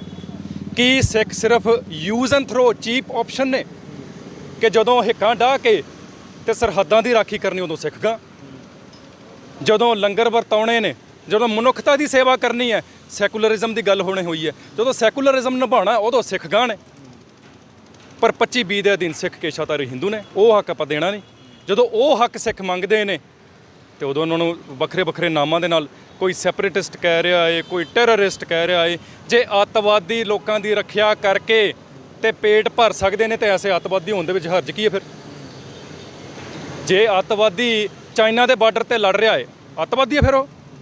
ਦੇਸ਼ ਦੀ ਸੁਰੱਖਿਆ ਕਰ ਰਿਹਾ ਨਾਲ ਸੁਰੱਖਿਆ ਵੇਖੋ ਜੀ, 1947 ਤੋਂ ਪਹਿਲਾਂ 80-85% ਕੁਰਬਾਨੀਆਂ ਸਿੱਖ ਕੌਮ ਨੇ ਕੀਤੀਆਂ। ਫਾਂਸੀਆਂ ਦੇ ਫੰਦੇ ਉਹਨਾਂ ਨੇ ਚੁੰਮੇ, ਕਾਲੇ ਪਾਣੀ ਦੀ ਸਜ਼ਾਵਾਂ 80% 85% ਸਿੱਖਾਂ ਨੇ ਹੰਡਾਈਆਂ ਨੇ, ਮਾਰਾਂ ਵੀ ਖਾਧੀਆਂ ਹੈ, ਖੂਨ ਵੀ ਡੋਲਿਆ। ਤੇ ਇਸੇ ਧਰਤੀ ਤੇ ਜਿੱਧਰ ਸਾਡਾ ਹਿਰਦਾ, ਧਰਤੀ ਦੀ ਵੰਡ ਨਹੀਂ ਹੋਈ, ਪੰਜਾਬ ਸਾਡਾ ਹਿਰਦਾ ਚੀਰਿਆ ਹੈ। ਤੇ ਉਸ ਤੋਂ ਬਾਅਦ ਪੰਜਾਬੀ ਸੂਬੇ ਮੋਰਚੇ 'ਚ ਹਿਮਾਚਲ ਹਰਿਆਣਾ ਹੋਰ ਕੱਢ ਦਿੱਤਾ। ਤੇ ਜਦੋਂ ਇੰਨੀ ਕੁਰਬਾਨ ਆਪਣੇ ਆਪ ਨੂੰ ਕਰਨ ਵਾਲੀ ਕੌਮ, ਤੇ ਫਿਰ ਵੀ ਆਪਾਂ ਉਹਨੂੰ ਕਹੀਏ ਕਿ ਜੀ ਇਹ ਸਾਡੇ ਆਪਣੇ ਨਹੀਂ, ਇਹਨਾਂ ਨੇ ਦੇਸ਼ ਲਈ ਕੋਈ ਕੁਰਬਾਨੀ ਕੀਤੀ ਹੋ ਸਕਦੀ, ਪਰ ਅਸੀਂ ਉਹਨੂੰ ਅਣਗੌਲਿਆਂ ਕਰਨਾ ਹੈ, ਅੱਖੋਂ ਜਿਹੜਾ ਹੈ ਓਹਲੇ ਕਰਕੇ ਰੱਖਣਾ ਹੈ। ਤੇ ਜਿਨ੍ਹਾਂ ਨੇ ਸ਼ਹਾਦਤਾਂ ਦਿੱਤੀਆਂ, ਜਿਨ੍ਹਾਂ ਨੇ ਕੁਰਬਾਨੀਆਂ ਕੀਤੀਆਂ, ਲਾਇਲ ਹੋ ਕੇ ਕੀਤੀਆਂ, ਹਲੇਮੀ ਰਾਜ ਨੂੰ ਦਿਲ 'ਚ ਰੱਖ ਕੇ ਕੀਤੀਆਂ, ਉਹਨਾਂ ਨੂੰ ਜਦੋਂ ਅਸੀਂ ਪਿੱਛੇ ਕਰਾਂਗੇ ਤੇ ਜੇ ਉਹ ਆਪਰੇਸ਼ਨ ਨੂੰ ਫਾਈਟ ਕਰਦੇ ਤਾਂ ਟੈਰਰਿਸਟ ਕਿਵੇਂ ਹੋ ਗਏ? ਇਸ ਹਿਸਾਬ ਦੇ ਨਾਲ ਬਾਹਰਲੇ ਮੁਲਕਾਂ ਦੇ ਵਿੱਚ ਜਿਹੜੇ ਬਲੈਕਸ ਨੇ, ਕਾਲੇ ਨੇ, ਜਿਨ੍ਹਾਂ ਨੂੰ ਨੌਕਰ ਬਣਾ ਕੇ, ਸਲੇਵ ਬਣਾ ਕੇ ਭਾਈ ਸਾਹਿਬ ਜੀ ਲੈ ਕੇ ਗਏ ਸੀਗੇ, ਅੱਜ ਉਹ ਆਪਣੇ ਹੱਕਾਂ ਲਈ ਲੜ ਰਹੇ, ਕੀ ਉਹ ਟੈਰਰਿਸਟ ਨੇ? ਨਹੀਂ, ਸਰਕਾਰ ਉਹਨਾਂ ਨੂੰ ਹੱਕ ਦੇ ਰਹੀ ਆ। ਆਵਾਜ਼ ਚੁੱਕਣਾ ਜਮਹੂਰੀਅਤ ਹੱਕ ਹੈ ਜਿਹਨੂੰ ਤੁਸੀਂ ਕਹਿ ਸਕਦੇ। ਲੇਕਿਨ ਚੜ੍ਹ ਸਿੰਘ ਜੀ, ਲਗਾਤਾਰ ਹੀ IPS ਤੇ PPS ਜਾਂ ਦੂਸਰੇ ਜਿਹੜੇ ਨੇ ਇਹ ਲੌਬੀ ਕਿੱਥੇ ਖਤਮ ਹੁੰਦੀ ਜਾ ਰਹੀ ਹੈ? ਜਦੋਂ ਅਸੀਂ ਪਹਿਲਾਂ ਦੇਖਦੇ ਸੀਗੇ IPS ਵੀ ਨਜ਼ਰ ਆਉਂਦੇ ਸਿੱਖ ਕੌਮ ਦੇ ਵਿੱਚ, PPS ਵੀ ਨਜ਼ਰ ਆਉਂਦੇ ਸੀਗੇ, ਲੇਕਿਨ ਹੁਣ ਲੌਬੀ ਕਿੱਥੇ ਖਤਮ ਹੁੰਦੀ ਤੁਹਾਨੂੰ ਲੱਗਦਾ ਨਜ਼ਰ ਆ ਰਹੀ ਹੈ? ਚਲੋ ਅਸੀਂ ਵੀ ਤੁਹਾਡਾ ਥੈਂਕਸ ਵੀ ਕਰਨਾ ਚਾਹੁੰਦੇ ਕਿ ਤੁਸੀਂ ਇਸ ਲਈ ਸ਼ੁਰੂਆਤ ਕੀਤੀ, ਬੇਸ਼ੱਕ 1 ਸਾਲ ਪਹਿਲਾਂ ਸ਼ੁਰੂਆਤ ਕੀਤੀ, ਲੇਕਿਨ ਤੁਹਾਨੂੰ ਲੱਗਦਾ ਹੈ ਕਿ ਦੁਬਾਰਾ ਤੋਂ ਸਿੱਖ ਜਿਹੜੇ ਨੇ ਉਸ ਜਗ੍ਹਾ ਤੱਕ ਪਹੁੰਚ ਪਾਉਣਗੇ? ਕਿਉਂਕਿ ਮੇਰਾ ਨਾਮ ਵੀ ਗੁਰਪ੍ਰੀਤ ਸਿੰਘ ਹੈ, ਮੈਨੂੰ ਵੀ ਸ਼ੌਂਕ ਹੈ, ਮੈਂ ਵੀ ਪਗੜੀ ਸਜਾਵਾਂ, ਮੇਰੇ ਬੱਚੇ ਵੀ ਪਗੜੀ ਸਜਾਉਣ, ਲੇਕਿਨ ਜਦੋਂ ਇਸ ਤਰ੍ਹਾਂ ਦੀ ਚੀਜ਼ਾਂ ਵੇਖੀਦੀਆਂ ਕਿਤੇ ਨਾ ਕਿਤੇ ਡਰ ਜ਼ਰੂਰ ਮਨ 'ਚ ਆਉਂਦਾ ਕਿ ਯਾਰ ਹਾਲਾਤ ਬੜੇ ਮਾੜੇ ਨੇ। ਮੈਂ ਦੋ ਗੱਲਾਂ ਕਰਨੀਆਂ ਜੀ। ਪਹਿਲਾਂ ਤੁਹਾਡੀ ਮਗਰਲੀ ਗੱਲ ਦਾ ਜਵਾਬ ਦੇ ਦੇਵਾਂ। ਤੁਹਾਡਾ ਨਾਮ ਗੁਰਪ੍ਰੀਤ ਸਿੰਘ ਹੈ, ਗੁਰੂ ਦੀ ਪ੍ਰੀਤ ਵਾਲਾ, ਤੇ ਨਾਲੇ ਜਦੋਂ ਨਾਮ ਦੇ ਨਾਲ ਸਿੰਘ ਲੱਗਦਾ ਹੋਏ, ਸਾਡਾ ਗੁਰੂ ਹੋਵੇ ਇੱਧਰ ਖੜਿਆ, ਇੱਧਰ ਆਣ ਕੇ ਸਾਡੇ ਸਿਰ ਤੇ ਤਾਜ ਰੱਖੇ, ਸਾਨੂੰ ਸਿੰਘਾਸਨ ਦੇ ਭਾਵੇਂ ਅਸੀਂ ਕਹੀਏ ਅਸੀਂ ਬਹਿਣਾ ਨਹੀਂਗਾ, ਫਿਰ ਅਸੀਂ ਕਿਹੜੇ ਗੁਰੂ ਕੇ ਸਿੱਖ ਹੋਏ? ਮੈਂ ਨਹੀਂ, ਤੁਹਾਡੀ ਗਲਤੀ ਨਹੀਂ, ਪਰ ਇਹ ਪ੍ਰਚਾਰ ਜਦੋਂ 1984 ਸਿਰਫ ਆਪਰੇਸ਼ਨ ਬਲੂ ਸਟਾਰ ਨਹੀਂ ਹੋਇਆ, ਉਸ ਤੋਂ ਬਾਅਦ ਆਪਰੇਸ਼ਨ ਬਲੈਕ ਥੰਡਰ 1 ਹੋਇਆ, ਆਪਰੇਸ਼ਨ ਬਲੈਕ ਥੰਡਰ 2 ਹੋਇਆ, ਆਪਰੇਸ਼ਨ ਵੁੱਡ ਰੋਜ਼ ਜਿੱਚ ਸਾਡੀ ਇੱਕ ਜਨਰੇਸ਼ਨ ਮਾਰੀ ਗਈ, ਜਿਹੜੀ ਰਹਿੰਦੀ ਖੂੰਦੀ ਕਸਰ ਸੀਗੀ ਉਹ ਬਿਆੰਤੇ ਬੁੱਚੜ ਨੇ ਆ ਕੇ ਜਿਹੜੀ ਆ ਉਹ ਪੂਰੀ ਕੀਤੀ। ਫਿਰ ਸਾਨੂੰ ਮਾਨਸਿਕ ਤੌਰ ਤੇ ਖਤਮ ਕਰਨ ਦੇ ਲਈ KPS ਗਿੱਲ ਨੇ ਆਪਰੇਸ਼ਨ ਨਾਈਟ ਡੋਮੀਨੈਂਸ ਚਲਾਇਆ। ਸਾਨੂੰ ਉਹ ਵੇਖਦੇ ਸੀਗੇ ਕਿ ਫਿਜ਼ੀਕਲੀ ਇਹਨਾਂ ਨੂੰ ਖਤਮ ਕਰੀਏ, ਸਰੀਰਕ ਤੌਰ ਤੇ ਇਹਨਾਂ ਨੂੰ ਖਤਮ ਕਰੀਏ, ਉਹ ਸੀਸ ਤਲੀ ਤੇ ਰੱਖ ਲੈਂਦੇ ਨੇ। ਗੁਰਬਾਣੀ ਦਾ ਇੰਨਾ ਪ੍ਰਭਾਵ ਹੈ, ਸਤਿਗੁਰ ਮੇਰਾ ਤਾਣ ਨਿਤਾਣ ਹੋ ਜਾਂਦਾ ਹੈ, ਕਿਉਂਕਿ 250 ਸਿੰਘ 1 ਲੱਖ ਦੇ ਘੇਰੇ ਨੂੰ ਉਹ ਗੁਰੂ ਨੇ ਕਰਾਈ ਹੈ, ਉਹ ਗੁਰੂ ਦੀ ਕਲਾ ਵਰਤੀ ਹੈ ਕਿ KS ਬਰਾੜ ਜਿਹੜਾ ਕੀ ਕਹਿੰਦੇ ਆ ਅਟੈਕ ਨੂੰ ਲੀਡ ਕਰ ਰਿਹਾ ਸੀਗਾ, ਉਹਨੇ ਹਿੰਦੀ ਆਪਣੀ ਕਿਤਾਬ ਲਿਖੀ ਹੈ, ਉਹ ਕਹਿੰਦਾ ਇਤਨਾ ਨੁਕਸਾਨ ਤਾਂ ਚਾਈਨਾ ਕੇ ਸਾਥ ਜੰਗ ਮੇਂ ਨਹੀਂ ਹੁਆ। ਇੰਨਾ ਨੁਕਸਾਨ ਤਾਂ ਸਾਡਾ ਚਾਈਨਾ ਨਾਲ ਜੰਗ ਦੇ ਵਿੱਚ ਨਹੀਂ ਹੋਇਆ ਕਿ 200 ਸਿੰਘ ਹੈ ਤੇ 11 12 15,000 ਸਾਡੇ ਫੌਜੀ ਮਾਰ ਸਿੱਟੇ ਇਹਨਾਂ ਨੇ। ਇਹ ਗੁਰੂ ਦੀ ਇਹ ਥਾਪੜੀ ਦਾ ਅਸਰ ਆ। ਤੇ ਥਾਪੜੀ ਕਿੱਧਰੋਂ ਖਤਮ ਹੁੰਦੀ ਹੈ? ਜਦੋਂ ਆਪਾਂ ਆਪਣੇ ਇਤਿਹਾਸ ਨਾਲ ਸਭ ਤੋਂ ਪਹਿਲਾਂ ਟੁੱਟਦੇ ਹਾਂ। ਆਪਾਂ ਹੁਣੇ ਖਾਲਸਾ ਰਾਜ ਦੀ ਗੱਲ ਕੀਤੀ ਤੇ ਖਾਲਸਾ ਰਾਜ ਬਾਰੇ ਆਪਾਂ ਨੂੰ ਕਿੰਨਾ ਕੁ ਪਤਾ, ਆਪਣੀ ਜਨਰੇਸ਼ਨ ਨੂੰ ਕਿੰਨਾ ਕੁ ਪਤਾ। ਤੁਸੀਂ ਹੁਣੇ 40-50 ਸਾਲ ਪਹਿਲਾਂ ਦੀ ਗੱਲ ਕਰ ਰਹੇ ਹੋ ਕਿ ਸਾਡੇ ਆਫਿਸਿਸ ਦੇ ਵਿੱਚ ਸਾਨੂੰ IAS IPS ਆਫੀਸਰਸ ਵੇਖਦੇ ਹੁੰਦੇ ਸੀਗੇ, ਬੈਂਕਸ 'ਚ ਜਾਓ ਤੇ ਅਮਰਤਾਰੀ ਸਿੰਘ ਵੇਖਦੇ ਹੁੰਦੇ ਸੀਗੇ। ਹੁਣ ਕਿਉਂ ਨਹੀਂ ਵੇਖ ਰਹੇ? ਕਿਉਂਕਿ ਸਾਡੇ ਕਿਤੇ ਨਾ ਕਿਤੇ ਪ੍ਰਚਾਰ ਦੇ ਵਿੱਚ ਕਮੀ ਆਈ ਹੈ। ਤੇ ਪ੍ਰਚਾਰ ਕਰਨਾ ਕੇਵਲ ਕਿਸੇ ਸੰਸਥਾ ਜਾਂ ਕਿਸੇ ਆਰਗੇਨਾਈਜੇਸ਼ਨ ਦੀ ਹੀ ਜ਼ਿੰਮੇਵਾਰੀ ਨਹੀਂ ਹੁੰਦੀ। ਜੇ ਆਪਾਂ ਚਾਹੁੰਦੇ ਹਾਂ ਕਿ ਆਪਣੇ ਘਰ ਸਿੱਖੀ ਦੇ ਚਿਰਾਗ ਬਲਦੇ ਰਹਿਣ, ਫਿਰ ਉਹ ਸਾਡੀ ਵੀ ਰਿਸਪੌਂਸਿਬਿਲਟੀ ਹੁੰਦੀ ਹੈ। ਇੱਕ ਮਾਂ ਦੀ ਰਿਸਪੌਂਸਿਬਿਲਟੀ ਹੁੰਦੀ ਹੈ ਘਰ ਦੇ ਵਿੱਚ ਇੱਕ ਐਸਾ এনवायरमेंट ਕ੍ਰੀਏਟ ਕਰਕੇ ਰੱਖਣਾ, ਕਿਉਂਕਿ ਬੋਲਣ ਤੋਂ ਪਹਿਲਾਂ ਵੀ ਬੱਚਾ ਅਬਜ਼ਰਵ ਕਰਕੇ ਦੇਖ ਕੇ ਸਿੱਖਦਾ ਹੈ। ਮਾਪਿਆਂ ਦੀ ਰਿਸਪੌਂਸਿਬਿਲਟੀ ਹੁੰਦੀ ਹੈ। ਬਾਅਦ 'ਚੋਂ ਆਪਾਂ ਇਸ਼ਾਰੇ ਨਾਲ ਆ ਨਹੀਂ ਕਹਿ ਸਕਦੇ ਕਿ ਫਲਾਨੀ ਜਥੇਬੰਦੀ ਨੇ ਸਾਡੇ ਬੱਚੇ ਦੇ ਕੇਸ ਕਤਲ ਕਰਾਤੇ ਜੀ, ਫਲਾਨੀ ਜਥੇਬੰਦੀ ਨੇ ਜੇ ਨਸ਼ਾ ਨਹੀਂ ਰੋਕ ਸਕੇ। ਜਦੋਂ ਸਾਡੀ ਨੀਂਹ ਸਿੱਖੀ ਦੀ ਸਟਰਾਂਗ ਹੋਏਗੀ, ਕਿਸੇ ਕੌਮ ਨੂੰ ਭਾਈ ਸਾਹਿਬ ਖਤਮ ਕਰਨਾ ਹੋਵੇ, ਮੈਂ ਹਰ ਸਟੇਜ ਤੋਂ ਬੋਲਦਾ ਹਾਂ ਕਿਉਂਕਿ ਪ੍ਰਚਾਰ ਕਰਨਾ ਫਰਜ਼ ਹੁੰਦਾ ਹੈ, ਜ਼ਿੰਮੇਵਾਰੀ ਹੈ। ਕਿਸੇ ਕੌਮ ਨੂੰ ਖਤਮ ਕਰਨਾ ਹੋਏ ਪਹਿਲਾਂ ਜਵਾਨੀ ਰੋਲ ਦਿਓ। ਜਵਾਨੀ ਰੋਲੀ ਸਾਡੀ ਮਾਨਸਿਕ ਤੌਰ ਤੇ, ਸਰੀਰਕ ਤੌਰ ਤੇ ਸਾਡੀ ਜਵਾਨੀ ਰੋਲੀ, ਪਤਤ ਪੁਣੇ ਨਸ਼ੇ ਦੇ ਵਿੱਚ ਪਾ ਦਿੱਤੀ ਸਾਡੀ ਜਵਾਨੀ। ਫਿਰ ਇਤਿਹਾਸ ਖਤਮ ਕਰ ਦਿਓ। CBSE ਦੇ ਕਿਸੇ ਵੀ ਪੰਨੇ ਦੇ ਉੱਤੇ 2-4 ਲਾਈਨਾਂ ਤੋਂ ਜ਼ਿਆਦਾ ਮੈਨੂੰ ਦੱਸੋ ਸਿੱਖ ਇਤਿਹਾਸ ਕਿੱਥੇ ਲਿਖਿਆ ਭਾਈ? ਆਪਾਂ ਸੈਕੂਲਰਿਜ਼ਮ ਦੀ ਤਾਂ ਡਿੰਗਾ ਮਾਰਦੇ ਹਾਂ, ਪਰ ਕਿੱਥੇ ਲਿਖਿਆ ਹੈ ਭਾਈ ਕਿ ਸਿੱਖ ਰਾਜ ਦੇ ਵਿੱਚ ਸੈਕੂਲਰਿਜ਼ਮ ਦੀ ਐਕਚੁਅਲ ਡੈਫੀਨੇਸ਼ਨ ਉਹ ਹੈ ਹਲੇਮੀ ਰਾਜ ਦੀ। ਗੁਰੂਆਂ ਦਾ ਇਤਿਹਾਸ ਕੋਈ ਨਹੀਂ, ਸਿੱਖ ਇਤਿਹਾਸ ਕੋਈ ਨਹੀਂ, ਸਿੱਖ ਸੰਘਰਸ਼ ਦਾ ਕੋਈ ਨਹੀਂ। ਕੀ ਹੋਇਆ, ਨਿਆਂ ਕੀ ਹੋਏ, ਅਨਿਆਂ ਕੀ ਹੋਏ, ਕੋਈ ਨਹੀਂ। ਪੰਜਾਬੀ ਮਾਂ ਬੋਲੀ ਨੂੰ ਖਤਮ ਕਰ ਰਹੇ ਆ। ਮੈਨੂੰ ਦੱਸੋ ਕਿ ਜੇ ਆਪਾਂ ਪੰਜਾਬੀ ਮਾਂ ਬੋਲੀ ਤੋਂ ਪਰੇ ਹੋ ਜਾਂਦੇ ਹਾਂ, ਅਸੀਂ ਗੁਰਮੁਖੀ ਪੜ੍ਹ ਲਾਂਗੇ? ਤੇ ਜੇ ਗੁਰਮੁਖੀ ਨਹੀਂ ਪੜ੍ਹ ਸਕਦੇ, ਗੁਰੂ ਨਾਲ ਗੱਲਾਂ ਕਿਵੇਂ ਕਰਾਂਗੇ? ਤੇ ਜੇ ਗੁਰੂ ਨਾਲ ਪਿਓ ਨਾਲ ਗੱਲਾਂ ਹੀ ਨਹੀਂ ਕੀਤੀਆਂ ਤੇ ਆਸ਼ੀਰਵਾਦ ਕਿਵੇਂ ਲਵਾਂਗੇ? ਮਾਨਸਿਕਤਾ ਉਧਰ ਖਰਾਬ ਹੋਈ। ਤੇ ਤੀਸਰਾ ਸਾਡੇ ਫਾਈਨਾਂਸਿਸ ਨੂੰ ਖਰਾਬ ਕਰਨਾ। ਆ ਕਿਸਾਨ ਮੋਰਚਾ ਜਿਹੜਾ ਲੱਗਿਆ ਏ, ਸਭ ਤੋਂ ਪਹਿਲਾਂ ਜਾ ਕੇ ਉਧਰ ਸਿੱਖਾਂ ਨੇ ਕਾਂਡਾਈਆਂ ਨੇ, ਪੰਜਾਬੀਆਂ ਨੇ ਕਾਂਡਾਈਆਂ ਨੇ। ਕਿਉਂ ਡਾਈਆਂ ਨੇ? ਪਤਾ ਹੈ ਕਿ ਜੇ ਬੈਕਬੋਨ ਟੁੱਟ ਜਾਵੇ ਤੇ ਫਿਰ ਆਪਾਂ ਹੈਂਡ ਟੂ ਮਾਊਥ ਹੋ ਜਾਵਾਂਗੇ। ਪਤਾ ਨਹੀਂ ਚੱਲੂਗਾ ਕਿ ਯਾਰ ਰਾਤ ਦੀ ਰੋਟੀ ਖਾਣੀ ਕਿਵੇਂ ਹੈ, ਤੇ ਫਿਰ ਪੰਥਲੀ ਸੁਚੇਤ ਅਸੀਂ ਕਿਵੇਂ ਹੋ ਸਕਦੇ ਹਾਂ? ਸੋ ਸਾਨੂੰ ਹਰ ਪੱਖੋਂ ਜਿਹੜਾ ਹੈ ਜਕੜਿਆ ਜਾ ਰਿਹਾ ਹੈ। ਹਲੇ ਕਿ ਸਾਡੀ ਦੇਣ ਬਹੁਤ ਜ਼ਿਆਦੀ। ਹੁਣ ਗੱਲ ਆ ਗਈ ਕੀ ਕਹਿੰਦੇ ਹੈ ਕਿ ਆਪ ਜੀ ਦਾ ਵੀ ਨਾਮ ਗੁਰਪ੍ਰੀਤ ਸਿੰਘ ਹੈ। ਇਹ ਪ੍ਰਚਾਰ ਜੇ ਆਪਾਂ ਸਿਖਰਾਂ ਤੇ ਲੈ ਜਾਈਏ, ਕੋਈ ਭਾਈ ਸਾਹਿਬ ਬਹੁਤੀ ਦੂਰ ਦੀ ਗੱਲ ਨਹੀਂ ਕਿ ਆਹ ਦਮਾਲਾ ਤੁਹਾਡੇ ਵੀ ਸਿਰ ਤੇ ਹੋਏਗਾ, ਦਾੜੇ ਕੇਸ ਵਾਲੇ ਹੋਵੋਗੇ। ਗੁਰੂ ਨਾਨਕ ਸਾਹਿਬ ਦਾ ਫਲਸਫਾ ਕੀ ਕਹਿੰਦਾ ਹੈ? ਇੱਕ ਤਾਂ ਜਿਹੜੀ ਨਾ ਸਿਰ ਤੇ ਕੋਈ ਵਾਲ ਤੇ ਨਾ ਉਹਦੇ ਮੂੰਹ ਤੇ ਵਾਲ। ਕੱਲ ਪਰਸੋਂ ਕਹਿ ਰਿਹਾ ਸੀਗਾ ਕਿ ਫਲਸਫੇ ਜਿਹੜੇ ਹੁੰਦੇ ਨੇ ਸਮੇਂ ਦੇ ਨਾਲ ਬਦਲ ਜਾਂਦੇ ਨੇ। ਮੈਂ ਵੀ ਇਹੀ ਪੁੱਛਣ ਲੱਗਾ ਸੀ, ਕਹਿੰਦੇ ਗੁਰੂ ਨਾਨਕ ਸਾਹਿਬ ਦਾ ਫਲਸਫਾ ਜਿਹੜਾ ਬਦਲ ਜਾਂਦਾ। ਇੱਕ ਮਿੰਟ ਬੇਨਤੀ ਕਰ ਲੈਣ ਦਿਓ ਮੈਨੂੰ। ਫਲਸਫੇ ਆਮ ਬੰਦਾ ਦਾ ਕੋਈ ਦਵੇ। ਜਿਹੜੇ ਗੱਲ ਕਰਦੇ ਸੀ ਮੌਜ਼ੇ ਦੁੰਗ ਦੀਆਂ, ਜਿਹੜੇ ਗੱਲ ਕਰਦੇ ਸੀ ਫਰੈਡਰਿਕ ਐਂਜਰਲ, ਕਾਰਲ ਮਾਰਕਸ ਦੀਆਂ, ਵਲੈਦੀਮਿਰ ਲੈਨਰ ਦੀਆਂ, ਤੇ ਸਿੱਖੀ ਨੂੰ ਮਖੌਲ ਕਰਦੇ ਸੀ ਕਿ ਉਹਨਾਂ ਲੋਕਾਂ ਦੀ ਫਲਸਫੇ ਜਿਹੜੇ ਬਦਲ ਸਕਦੇ ਆ। ਆਪ ਨਾਰਾਇਣ ਕਲਾ ਧਾਰ ਜਗ ਮਹਿ ਪਰਵਰਿਓ। ਉਹ ਆਪ ਉਹ ਨਿਰਗੁਣ ਅਕਾਲ ਪੁਰਖ ਦਾ ਸਰਗੁਣ ਸਰੂਪ ਗੁਰੂ ਨਾਨਕ ਆ। ਉਹ ਸਾਡੇ ਸਾਰਿਆਂ ਦੇ ਜੰਮਣ ਤੋਂ ਪਹਿਲਾਂ, ਸ੍ਰਿਸ਼ਟੀ ਦੇ ਨਿਰਮਾਣ ਤੋਂ ਪਹਿਲਾਂ ਵੀ ਉਧਰ ਸਥਾਪਿਤ ਸੀ, ਸ੍ਰਿਸ਼ਟੀ ਦੇ ਖਤਮ ਹੋਣ ਜਾਣ ਤੋਂ ਬਾਅਦ ਵੀ ਉਹ ਸਥਾਪਿਤ ਰਹੇਗਾ। ਕਿਤੇ 400-500 ਸਾਲ ਦੇ ਨਾਲ ਕਿਸੇ ਫਲਸਫੇ ਨੂੰ ਕੋਈ ਅਸਰ ਨਹੀਂ ਪੈ ਚੱਲਿਆ। ਸੋ ਗੁਰੂ ਨਾਨਕ ਦਾ ਫਲਸਫਾ ਅਟੱਲ ਹੈ। ਤੇ ਜਦੋਂ ਤੱਕ ਹੁਣ ਤੁਸੀਂ ਕਹਿ ਰਹੇ ਹੋ ਕਿ ਬੱਚੇ ਬਾਹਰ ਜਾ ਰਹੇ ਆ, ਇੰਟਰਵਿਊ ਤੋਂ ਪਹਿਲਾਂ ਤੁਸੀਂ ਸਵਾਲ ਕੀਤਾ ਕਿ ਬਾਹਰ ਬਾਕੀ ਫੈਮਲੀਜ਼ ਵੀ ਜਾਣ ਦਾ ਸੋਚ ਰਹੀਆਂ ਨੇ। ਗੁਰੂ ਨਾਨਕ ਸਾਹਿਬ HC ਪੇਨ ਇੱਕ ਬਾਹਰ ਦਾ ਫਿਲਾਸਫਰ ਹੈ, ਬਹੁਤ ਤਗੜਾ, ਕਹਿੰਦਾ ਕਿ ਗੁਰੂ ਨਾਨਕ ਸਾਹਿਬ ਵਾਹਦ ਇੱਕ ਐਸਾ ਲੀਡਰ ਹੋਇਆ ਹੈ, ਇੱਕ ਐਸਾ ਕ੍ਰਾਂਤੀਕਾਰੀ ਹੋਇਆ ਹੈ, ਇੱਕ ਐਸਾ ਮਾਰਗਦਰਸ਼ਕ, ਉਹਦੀ ਡੈਫੀਨੇਸ਼ਨ ਨਹੀਂ ਕੀਤੀ ਜਾ ਸਕਦੀ ਕਿ ਇਕੱਲਾ ਇੱਕ ਗੁਰੂ ਨਾਨਕ ਹੀ ਹੈ ਜਿਹਨੇ ਵਿਕਾਰਾਂ ਤੋਂ ਭੱਜਣਾ ਨਹੀਂ ਸਿਖਾਇਆ, ਜਿਹਨੇ ਵਿਕਾਰਾਂ ਤੋਂ ਲੁਕਣਾ ਨਹੀਂ ਸਿਖਾਇਆ, ਮੂੰਹ ਲੁਕਾਉਣਾ ਨਹੀਂ ਸਿਖਾਇਆ, ਵਿਕਾਰਾਂ ਦਾ ਸਾਹਮਣਾ ਕਰਨਾ ਸਿਖਾਇਆ। ਇਹ ਫਲਸਫਾ ਇੱਕ ਥਿਓਰੈਟੀਕਲ ਰੂਪ ਦੇ ਵਿੱਚ ਇਹਨੇ ਬੇਸ ਬੰਨਿਆ ਤੇ ਰਬਾਬ ਦੀ ਤਾਰ ਤੋਂ ਖੰਡੇ ਦੀ ਧਾਰ ਤੱਕ ਦਾ 230 ਸਾਲ ਦਾ ਸਫ਼ਰ ਪੂਰਾ ਕਰਦਿਆਂ ਤੇ ਖਾਲਸਾ ਪੰਥ ਦਾ ਫਿਰ ਜਿਹੜਾ ਹੈ ਉਹ ਸਿਰਜਣਾ ਹੋਈ। ਜੇ ਅੱਜ ਆਪਾਂ ਗੁਰੂ ਨਾਨਕ ਦੀ ਫਿਲਾਸਫੀ ਤੇ ਕੁਐਸਚਨ ਕਰਾਂਗੇ, ਕੱਲ ਨੂੰ ਗੁਰਬਾਣੀ ਤੇ ਵੀ ਕਰਾਂਗੇ, ਕੱਲ ਨੂੰ ਖੰਡੇ ਬਾਟੇ ਦੀ ਪਹੁਲ ਤੇ ਵੀ ਕਰਾਂਗੇ, ਅਸੀਂ ਸਾਡੀ ਕੋਈ ਔਕਾਤ ਨਹੀਂ ਕਿ ਬਾਣੀ ਤੇ ਅਸੀਂ ਸਵਾਲ ਚੁੱਕੀਏ। ਸੋ ਇਸ ਕਰਕੇ ਸਾਡਾ ਜੋ ਫਰਜ਼ ਬਣਦਾ ਉਹ ਗੁਰੂ ਨਾਨਕ ਦੇ ਫਲਸਫੇ ਤੇ ਪਹਿਰਾ ਦੇਣਾ। ਤੇ ਜਿਹੜੇ ਅਸੀਂ ਜਾਗਦੇ ਪਏ ਆ ਇਸ ਵੇਲੇ, ਇੱਕ ਤਾਂ ਨੇ ਅਚੇਤ, ਇੱਕ ਜਿਹੜੇ ਆਪਾਂ ਥੋੜ੍ਹੇ ਬਹੁਤ ਵੀ ਜੇ ਅਸੀਂ ਸੁਚੇਤ ਹੈ, ਫਿਰ ਸਾਡੇ ਮੋਢਿਆਂ ਤੇ ਜ਼ਿੰਮੇਵਾਰੀ ਹੈ ਕਿ ਜੇ ਕੋਈ ਦੀਵਾ ਬੁਝਿਆ ਹੈ ਉਹਨੂੰ ਬਲਿਆ ਹੋਇਆ ਦੀਵਾ ਜਿਹੜਾ ਹੈ ਉਹ ਬਾਲ ਸਕਦਾ ਹੈ। ਗੁਰੂ ਨਾਨਕ ਸਾਹਿਬ ਦਾ ਫਲਸਫਾ ਅੱਜ ਦੀ ਹਨੇਰੀ ਦੇ ਵਿੱਚ ਉਸ ਦੀਵੇ ਦੀ ਐਂ ਕਰਕੇ ਰੱਖਿਆ ਕਰਦਾ ਹੈ। ਤੇ ਜੇ ਉਹ ਫਲਸਫਾ ਨਾ ਹੋਵੇ ਤੇ ਹਨੇਰੀ ਨੇ ਡਾ ਕੇ ਲੈ ਜਾਣਾ, ਨਾ ਕੋਈ ਜੋਤ ਜਗਦੀ ਰਹੇਗੀ, ਨਾ ਜ਼ਮੀਰ ਰਹਿ ਜਾਣੀ ਹੈ। ਉਸ ਬਾਣੀ ਤੋਂ ਹੀ ਸਾਨੂੰ ਜਿਹੜੀ ਹੈ, ਜੇ ਗੁਰਬਾਣੀ ਇੰਨੀ ਮਾੜੀ ਹੈ, ਜੇ ਫਲਸਫਾ ਇੰਨਾ ਮਾੜਾ ਹੈ, ਤੇ ਫਿਰ ਪਹਿਰਾ ਕਿਵੇਂ ਦੇਵਾਂਗੇ ਕਿ ਜੋ ਤੋ ਪ੍ਰੇਮ ਖਿਲਣ ਕਾ ਚਾਓ ਸਿਰ ਧਰ ਤਲੀ ਗਲੀ ਮੇਰੀ ਆਓ। ਇਹ ਵੀ ਗੁਰੂ ਗ੍ਰੰਥ ਸਾਹਿਬ ਸੱਚੇ ਪਾਤਸ਼ਾਹ ਦੇ ਵਿੱਚ ਹੈ ਨਾ, ਕਿਉਂਕਿ ਗੱਲ ਤਾਂ ਗੁਰਬਾਣੀ ਤੇ ਆਉਣੀ ਹੈ।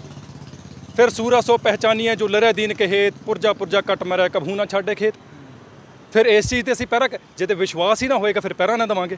ਪਰ ਮੈਂ ਇੱਕ ਗੱਲ ਹੋਰ ਕਹਿ ਦੇਵਾਂ, ਕਿਉਂ ਜ਼ਰੂਰੀ ਹੈ ਸਾਰੇ ਪਾਸਿਓਂ ਆਪਾਂ ਨੂੰ ਕੰਪਲੀਟ ਹੋਣਾ। ਕੰਪਲੀਟ ਕੇਵਲ ਗੁਰੂ ਹੈ, ਬਟ ਉਸ ਰਸਤੇ ਤੇ ਚੱਲਣਾ ਕਿਉਂ ਜ਼ਰੂਰੀ ਹੈ? ਕੇਵਲ ਇੱਕ ਹੀ ਰਸਤਾ ਕਿਉਂ ਨਹੀਂ ਆਪਾਂ ਅਪਣਾ ਸਕਦੇ? ਕਿਉਂਕਿ ਆਪਣੇ ਕੋਲ ਸੰਤ ਸਿਪਾਹੀ ਦਾ ਸੰਕਲਪ ਹੈ, ਬਹੁਤ ਸੋਹਣਾ ਸੰਕਲਪ ਹੈ, ਜਿਹਨੂੰ ਆਪਾਂ ਡਿਟੇਲ ਦੇ ਵਿੱਚ ਐਨਾਲਿਸਿਸ ਕਰਕੇ ਵੇਖੀਏ ਨਾ, ਤੇ ਗੁਰੂ ਮਹਾਰਾਜ ਕਹਿੰਦੇ ਆ ਕਿ ਸਿਪਾਹੀ ਤੋਂ ਪਹਿਲਾਂ ਸੰਤ ਹੋਣਾ ਜ਼ਰੂਰੀ ਹੈ, ਨਹੀਂ ਤਾਂ ਪਤਾ ਨਹੀਂ ਚੱਲਣਾ ਖੜਗ ਕਿੱਧਰ ਚੱਲ ਰਹੀ ਆ।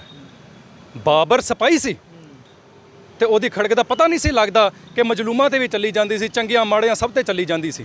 ਤੇ ਸੰਤ ਵੀ ਬਥੇਰੇ ਹੋਏ ਨੇ ਜਿਨ੍ਹਾਂ ਨੇ ਬਾਅਦ ਚੋਂ ਖੜਗ ਨਹੀਂ ਚੁੱਕੀ। ਉਹ ਇੱਕ ਸੰਤ ਹੈ ਤੇ ਸਿਪਾਹੀ ਹੈ, ਤੇ ਸੰਪੂਰਨ ਉਦੋਂ ਹੁੰਦਾ ਇਹ ਸੰਕਲਪ ਜਦੋਂ ਸੰਤ ਤੇ ਸਿਪਾਹੀ ਦਾ ਮੇਲ ਹੁੰਦਾ। ਜਾਕੋ ਹਰ ਰੰਗ ਲਾਗੋ ਇਸ ਜੁਗ ਮਹਿ, ਸੋ ਕਹੀਅਤ ਹੈ ਸੂਰਾ। ਇਸ ਸੂਰਮੇ ਦੀ ਡੈਫੀਨੇਸ਼ਨ ਨੂੰ ਤਾਂ ਆਪਾਂ ਪ੍ਰਚਾਰਦੇ ਨਹੀਂ ਹੈਗੇ। ਇਹ ਇੱਕ ਗੁਰਮੁਖ ਦੀ ਡੈਫੀਨੇਸ਼ਨ ਆ ਜਿਹੜਾ ਕਾਮ ਕ੍ਰੋਧ ਲੋਭ ਮੋਹ ਹੰਕਾਰ ਨੂੰ ਵੱਢ ਦਿੰਦਾ। ਉਸ ਤੋਂ ਬਾਅਦ ਆਉਂਦਾ ਹੈ ਸੂਰਾ ਸੋ ਪਹਿਚਾਨੀਏ ਵਾਲੀ ਡੈਫੀਨੇਸ਼ਨ, ਬਾਅਦ ਚੋਂ ਆਉਂਦੀ ਆ।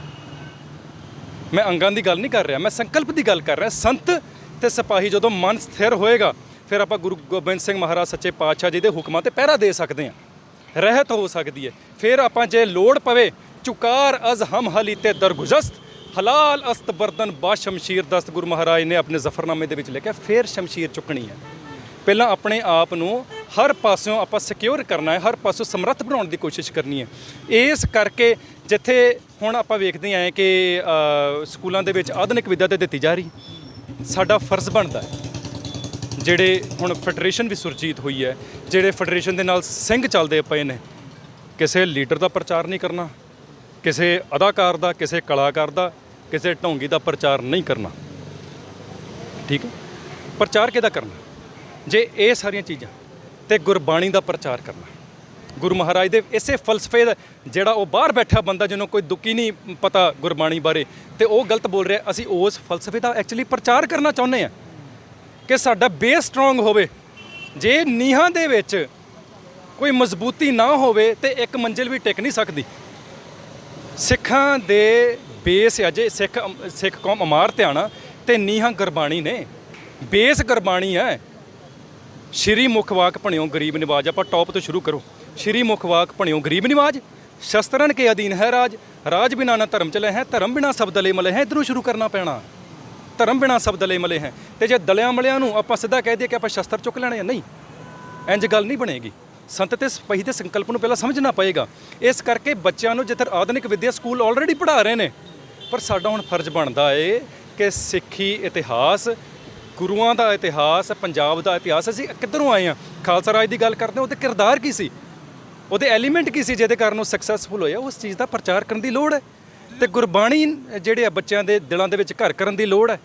ਤੇ ਆਪਾਂ ਕਈ ਵਾਰੀ ਕਹਿ ਦਿੰਦੇ ਹਾਂ ਅੰਦਰ ਤਾਂ ਸਿੱਖੀ ਹੈ, ਬਾਹਰ ਮਹਾਰਾਜ ਆਪੇ ਕਿਰਪਾ ਕਰ। ਨਹੀਂ, ਜੇ ਸਿੱਖੀ ਹੈ ਤੇ ਗੁਰਬਾਣੀ ਪੜ੍ਹ ਕੇ ਉਹਨੂੰ, ਉਹ ਜਿਹੜਾ ਬੀਜ ਆ ਉਹਨੂੰ ਪਾਣੀ ਦਿਓ, ਤੇ ਜਿਹੜਾ ਸੋਹਣਾ ਬੂਟਾ ਫਿਰ ਬਾਹਰ, ਜਿਹੜਾ ਰੁੱਖ ਸਿੱਖੀ ਦਾ, ਉਹ ਸਿੱਖੀ ਸਰੂਪ ਦੇ ਵਿੱਚ ਬਾਹਰ ਆਵੇਗਾ। ਸੋ ਇਸ ਚੀਜ਼ ਦਾ ਪ੍ਰਚਾਰ ਕਰਨ ਦੀ ਸਾਨੂੰ ਅੱਜ ਲੋੜ ਹੈ, ਸਿੱਖੀ ਦੇ ਇਤਿਹਾਸ ਦੀ ਪ੍ਰਚਾਰ ਕਰਨ ਦੀ ਲੋੜ ਹੈ। ਤੇ ਨਾਲ ਦੇ ਨਾਲ ਆਪਾਂ ਨੂੰ ਇੱਕ ਸਮਰੱਥ ਸਿੱਖ ਲੀਡਰਸ਼ਿਪ ਜੇ ਕੱਲ੍ਹ ਨੂੰ ਅਸੀਂ ਚਾਹੁੰਦੇ ਹਾਂ ਨਾ, ਤੇ ਉਹਦੇ ਲਈ ਪੜ੍ਹੇ ਲਿਖੇ ਨੌਜਵਾਨ ਵੀ ਅੱਗੇ ਲਾਉਣ ਦੀ ਲੋੜ ਸਾਨੂੰ। ਹਰ ਪੱਖ ਦੇ ਵਿੱਚ, ਭਾਵੇਂ IAS IPS PCS ਹੋਣ, PPS ਹੋਣ, ਹਰ ਖੇਤਰ ਦੇ ਵਿੱਚ ਆਪਾਂ ਨੂੰ ਅੱਗੇ ਵਧਣ ਦੀ ਲੋੜ ਹੈ। ਹਾਂਜੀ, ਲੇਕਿਨ ਜੇਕਰ ਦੂਸਰੇ ਬੰਨੇ ਤਸਵੀਰਾਂ ਦੇਖੀਆਂ ਜਾਣ ਤੇ ਕਈ ਨੌਜਵਾਨ ਹੁੰਦੇ ਨੇ, ਉਹ ਨਾਈਆਂ ਕੋ ਬੈਠੇ ਹੁੰਦੇ ਨੇ, ਟਰਬਨ ਬੰਨੀ ਹੁੰਦੀ ਹੈ, ਉੱਥੇ 3-4 ਸਿੰਘ ਜਾਂਦੇ ਨੇ, ਉਹਨੂੰ ਥਾਪੜੇ ਵੀ ਮਾਰਦੇ ਨੇ। ਕੀ ਲੱਗਦਾ ਨਹੀਂ ਉਹਨਾਂ ਨੂੰ ਪਿਆਰ ਨਾਲ ਸਮਝਾਉਣਾ ਚਾਹੀਦਾ, ਆਪਣੀ ਗੱਲ ਵੱਖਰੀ ਲਾਉਣੀ ਚਾਹੀਦੀ ਆ, ਜਿਸ ਤਰ੍ਹਾਂ ਤੁਹਾਡੇ ਦਾਦਾ ਜੀ ਕਰਦੇ ਸੀਗੇ? ਤੁਹਾਨੂੰ ਲੱਗਦਾ ਨਹੀਂ ਕਿ ਇਸ ਤਰ੍ਹਾਂ ਹੀ ਕਰਨਾ ਚਾਹੀਦਾ ਕਿ ਉਹਨੂੰ ਗੱਲ ਵੱਖਰੀ 'ਚ ਲਿੱਤਾ ਜਾਵੇ, ਬੇਟਾ ਇਦਾਂ ਨਹੀਂ, ਗੁਰੂ ਦੇ ਨਾਲ ਜੋੜਨ ਦੀ ਕੋਸ਼ਿਸ਼ ਕੀਤੀ, ਰਾਦਰ ਤਾਂ ਨਹੀਂ ਥੱਪੜ ਮਾਰਨੇ ਸ਼ੁਰੂ ਕਰ ਦਿੰਦੇ ਆ? ਕੀ ਲੱਗਦਾ ਹੈ ਕਿ ਗਲਤੀ ਹੈ ਕਿਤੇ ਨਾ ਕਿਤੇ ਆਪਣੀ ਛੋਟੀ ਜਿਹੀ? ਇੱਕ ਨਿੱਕੀ ਜਿਹੀ ਸਾਖੀ ਸ਼ੇਅਰ ਕਰਾਂ ਤੁਹਾਡੇ ਨਾਲ ਕਿ ਸੰਤ ਕਰਤਾਰ ਸਿੰਘ ਜੀ ਪ੍ਰਚਾਰ ਕਰਕੇ ਨਿਕਲੇ ਨੇ, ਤੇ ਇੱਕ ਸਿੱਖ ਆਇਆ ਏ ਜਿਹਨੇ ਦਾੜੀ ਆਪਣੀ ਕੇਸ ਕਤਲ ਕਰਾਏ ਹੋਏ ਸਨ। ਭਾਈ ਸਾਹਿਬ ਤੁਸੀਂ ਵੀ ਸੁਣੇ ਹੋ ਜੇ, ਪਰ ਦਸਤਾਰ ਬੰਨੀ ਹੋਈ ਸੀ, ਤੇ ਉਹ ਸਾਈਕਲ ਤੇ ਆਇਆ, ਕਹਿੰਦਾ ਕਿ ਮੇਰੀ ਰੀਝ ਆ ਕਿ ਸੰਤ ਮੇਰੇ ਸਾਈਕਲ ਦੀ ਵੀ ਇੱਕ ਵਾਰੀ ਸਵਾਰੀ ਕਰਨ, ਸਾਈਕਲ ਵੀ ਸਾਡੇ ਧੰਨ ਭਾਗ ਹੋਣਗੇ, ਸਾਡੇ ਪਰਿਵਾਰ ਦੇ ਧੰਨ ਭਾਗ ਹੋਣਗੇ। ਤੇ ਮਹਾਂਪੁਰਖ ਜੇ ਚਾਹੁੰਦੇ ਤੇ ਉਹਨੂੰ 4 ਚਪੇੜਾ ਮਾਰ ਸਕਦੇ ਸੀਗੇ, ਕੀ ਕਹਿੰਦੇ ਮਹਾਂਪੁਰਖ ਕਹਿੰਦੇ ਆ ਕਿ ਗੁਰੂ ਕੇ ਸਿੱਖਾ ਅੱਜ ਤੋਂ ਬਾਅਦ ਤੂੰ ਕੇਸ ਕਤਲ ਨਹੀਂ ਕਰਾਉਣੇ, ਮੈਂ ਇਸੇ ਸ਼ਰਤ ਤੇ ਤੇਰੇ ਸਾਈਕਲ ਤੇ ਬੈਠੂੰਗਾ। ਉਹ ਦਿਨ ਗਿਆ ਤੇ ਅੱਜ ਦਾ ਦਿਨ ਉਹ ਸਾਰਾ ਪਰਿਵਾਰ ਜਿਹੜਾ ਕੇਸ ਕਤਲ ਨਹੀਂ ਕਰਾਉਂਦੇ ਤੇ ਮਹਾਂਪੁਰਖਾਂ ਨੇ ਆਪ ਉਹਦਾ ਸਾਈਕਲ ਚਲਾਇਆ ਸੀ, ਉਸ ਸਿੰਘ ਨੂੰ ਮਗਰ ਭਾਇਆ ਸੀ। ਇਹੀ ਜਜ਼ਬਾ ਚਾਹੀਦਾ। ਅਗਲੀ ਗੱਲ, ਆਪਾਂ ਪੰਜਾਂ ਪਿਆਰਿਆਂ ਦਾ ਨਾਮ ਲੈਂਦੇ ਆ, ਸ਼ੁਰੂ ਕਿੱਧਰੋਂ ਕਰਦੇ ਆ? ਭਾਈ ਦਇਆ ਸਿੰਘ ਜੀ। ਜੇ ਦਇਆ ਨਹੀਂ ਧੌਲ ਧਰਮ ਦਇਆ ਕਾ ਪੂਤ, ਸੰਤੋਖ ਥਾਪ ਰੱਖਿਆ ਜਿਨ ਸੂਤ।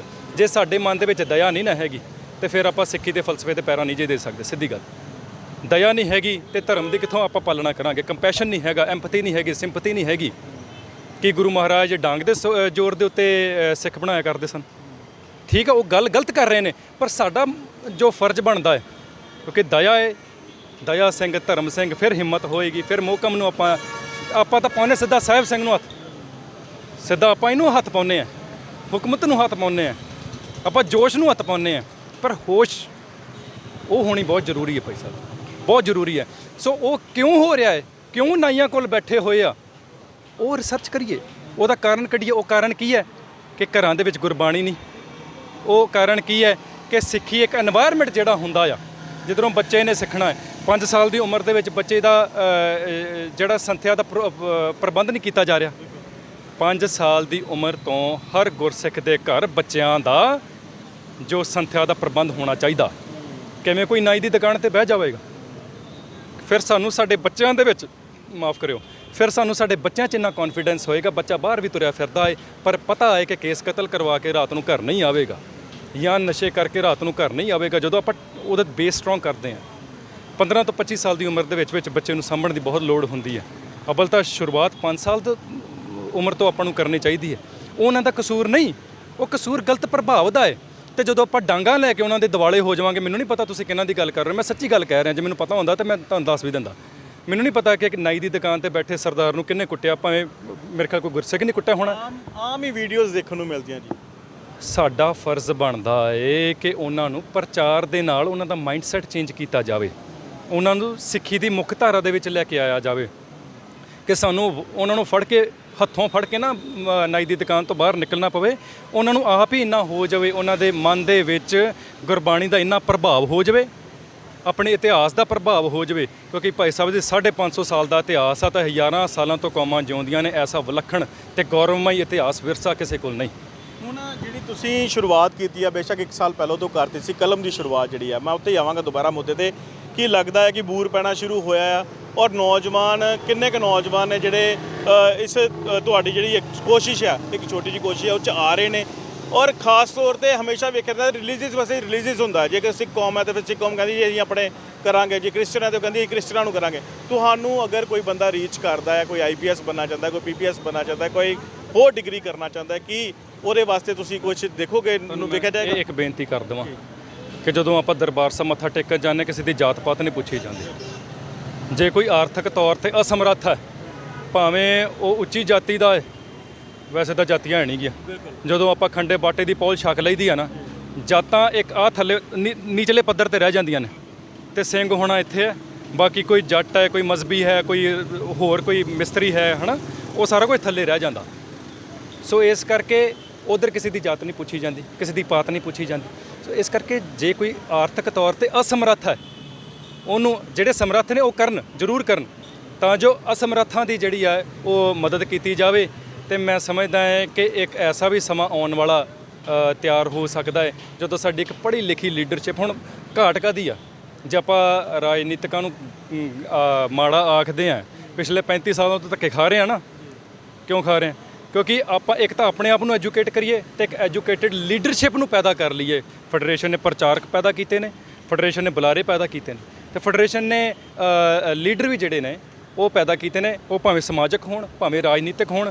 ਤੇ ਰਾਜਨੀਤੀ ਕਿਹੜੀ? ਜਿਹੜੇ ਧਰਮ ਨੂੰ ਵੇਖ ਕੇ ਚੱਲੇ, ਧਰਮ ਨੂੰ ਅਧੀਨ ਨਾ ਰੱਖੇ, ਧਰਮ ਦੇ ਅਧੀਨ ਚੱਲੇ। ਤੇ ਉਹ ਜਿਹੜੇ ਨੇ ਸਮਾਜਿਕ, ਧਾਰਮਿਕ ਤੇ ਰਾਜਨੀਤਿਕ ਜਿਹੜੇ ਆ ਲੀਡਰ ਫੈਡਰੇਸ਼ਨ ਨੇ ਪੈਦਾ ਕੀਤੇ ਨੇ। ਸੋ ਇਸ ਕਰਕੇ ਬਹੁਤ ਇੱਕ ਵਧੀਆ ਪ੍ਰਭਾਵ ਪੈ ਰਿਹਾ ਹੈ ਸਟੂਡੈਂਟਸ ਦੇ ਉੱਤੇ, ਨੌਜਵਾਨਾਂ ਦੇ ਉੱਤੇ। ਜਿਹੜੇ ਛੋਟੇ ਛੋਟੇ ਬੱਚੇ, ਕਈ ਵਾਰੀ 5ਵੀਂ ਕਲਾਸ ਦੇ ਬੱਚੇ ਸਾਨੂੰ ਮਿਲਦੇ ਨੇ, ਉਹ ਬਹੁਤ ਉਤਸ਼ਾਹਿਤ ਹੁੰਦੇ ਨੇ। ਕਿਉਂ? ਕਿਉਂਕਿ ਆਪਣੇ ਇਤਿਹਾਸ ਬਾਰੇ ਪਤਾ ਹੀ ਨਹੀਂ।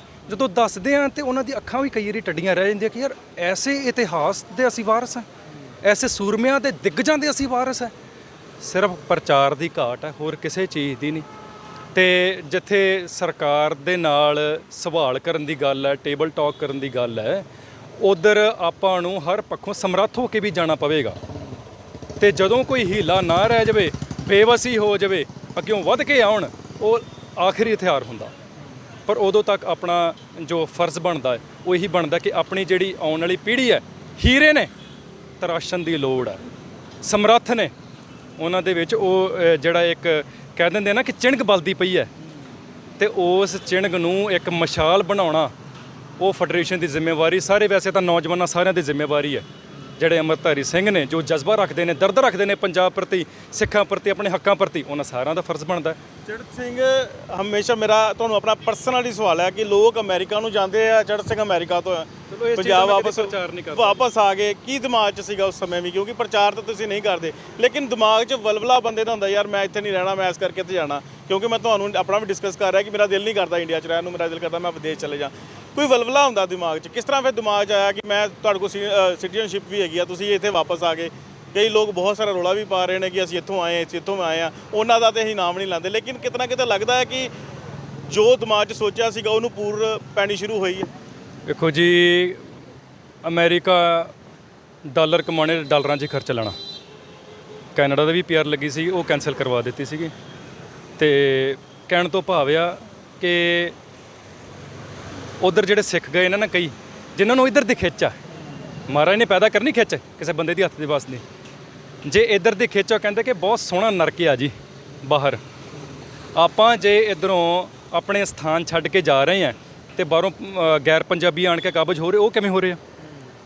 ਜੇ ਇੱਧਰ ਕੁਝ ਨਹੀਂ, ਕੋਈ ਪ੍ਰਬੰਧ ਨਹੀਂ। ਹਾਂ, ਸਰਕਾਰਾਂ ਫੇਲ ਹੋਈਆਂ ਨੇ 35 ਸਾਲਾਂ ਤੋਂ, 40 ਸਾਲ ਹੋ ਚੱਲੇ 84 ਨੂੰ, ਸਰਕਾਰਾਂ ਫੇਲ ਹੋਈਆਂ ਨੇ, ਜਿਹੜੀਆਂ ਵੀ ਬਣੀਆਂ ਸਾਰੀਆਂ ਫੇਲ ਹੋਈਆਂ ਨੇ, ਰੁਜ਼ਗਾਰ ਪੈਦਾ ਕਰਨ ਨੂੰ, ਫਲਾਣੇ ਹਰ ਚੀਜ਼ ਨੂੰ, ਹੈ ਨਾ, ਐਜੂਕੇਸ਼ਨ ਨੂੰ, ਹੈਲਥ ਕੇਅਰ ਨੂੰ। ਬਟ ਉਹ ਸਾਡਾ ਫਰਜ਼ ਬਣਦਾ ਉਹਨੂੰ ਰੈਕਟੀਫਾਈ ਕਰਨਾ।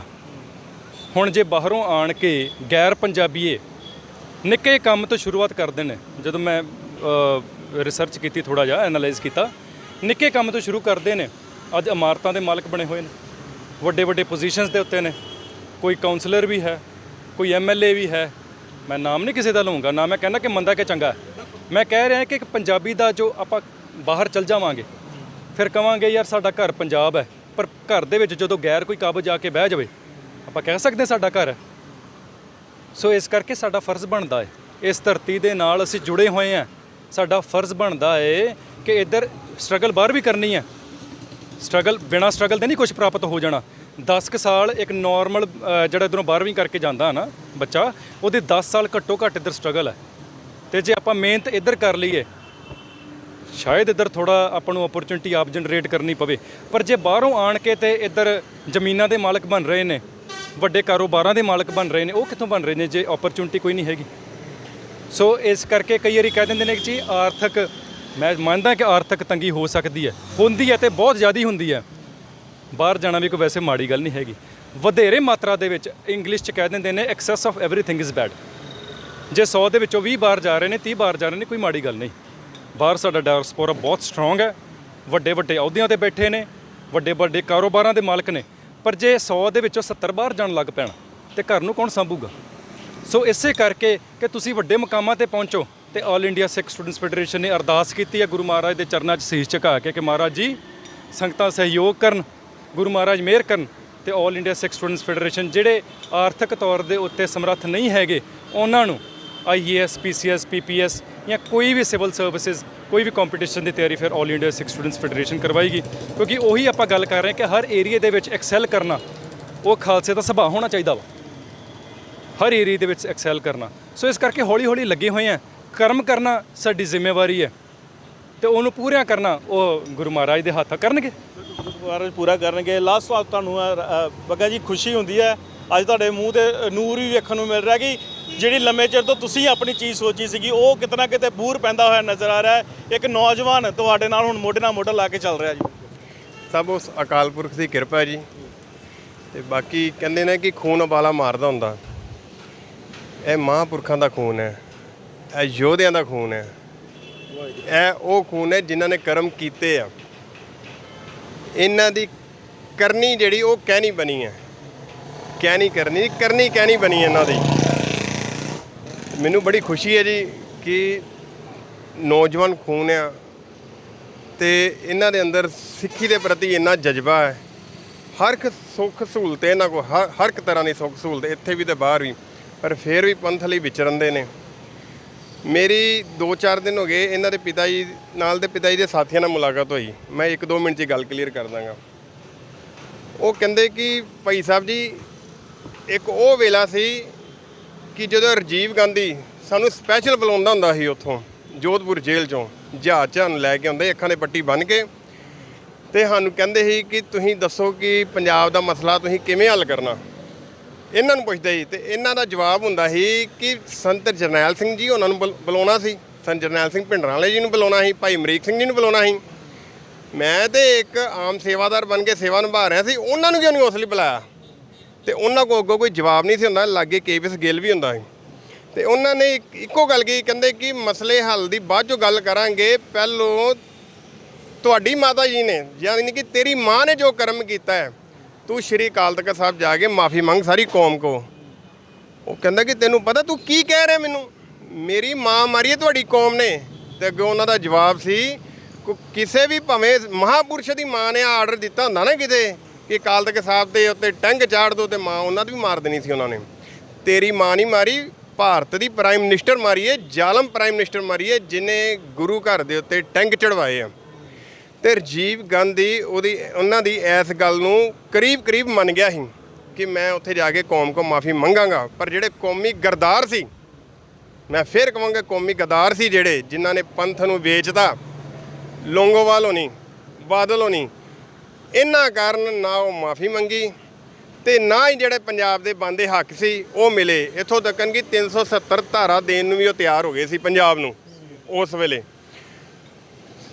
ਤੁਸੀਂ ਆਪ ਦੱਸੋ ਕਿ ਜਿਸ ਸ਼ਖਸ ਨੂੰ ਸੀਐਮ ਦੀ ਕੁਰਸੀ ਮਿਲਦੀ ਹੋਵੇ ਤੇ ਉਹ ਠੋਕਰ ਮਾਰੇ ਕਿ ਪਹਿਲਾਂ ਤੂੰ ਮਾਫੀ ਮੰਗ ਸ਼੍ਰੀ ਅਕਾਲ ਤਖਤ ਸਾਹਿਬ ਜਾ ਕੇ, ਮੈਂ ਬਾਅਦ 'ਚੋਂ ਗੱਲ ਕਰਾਂਗਾ।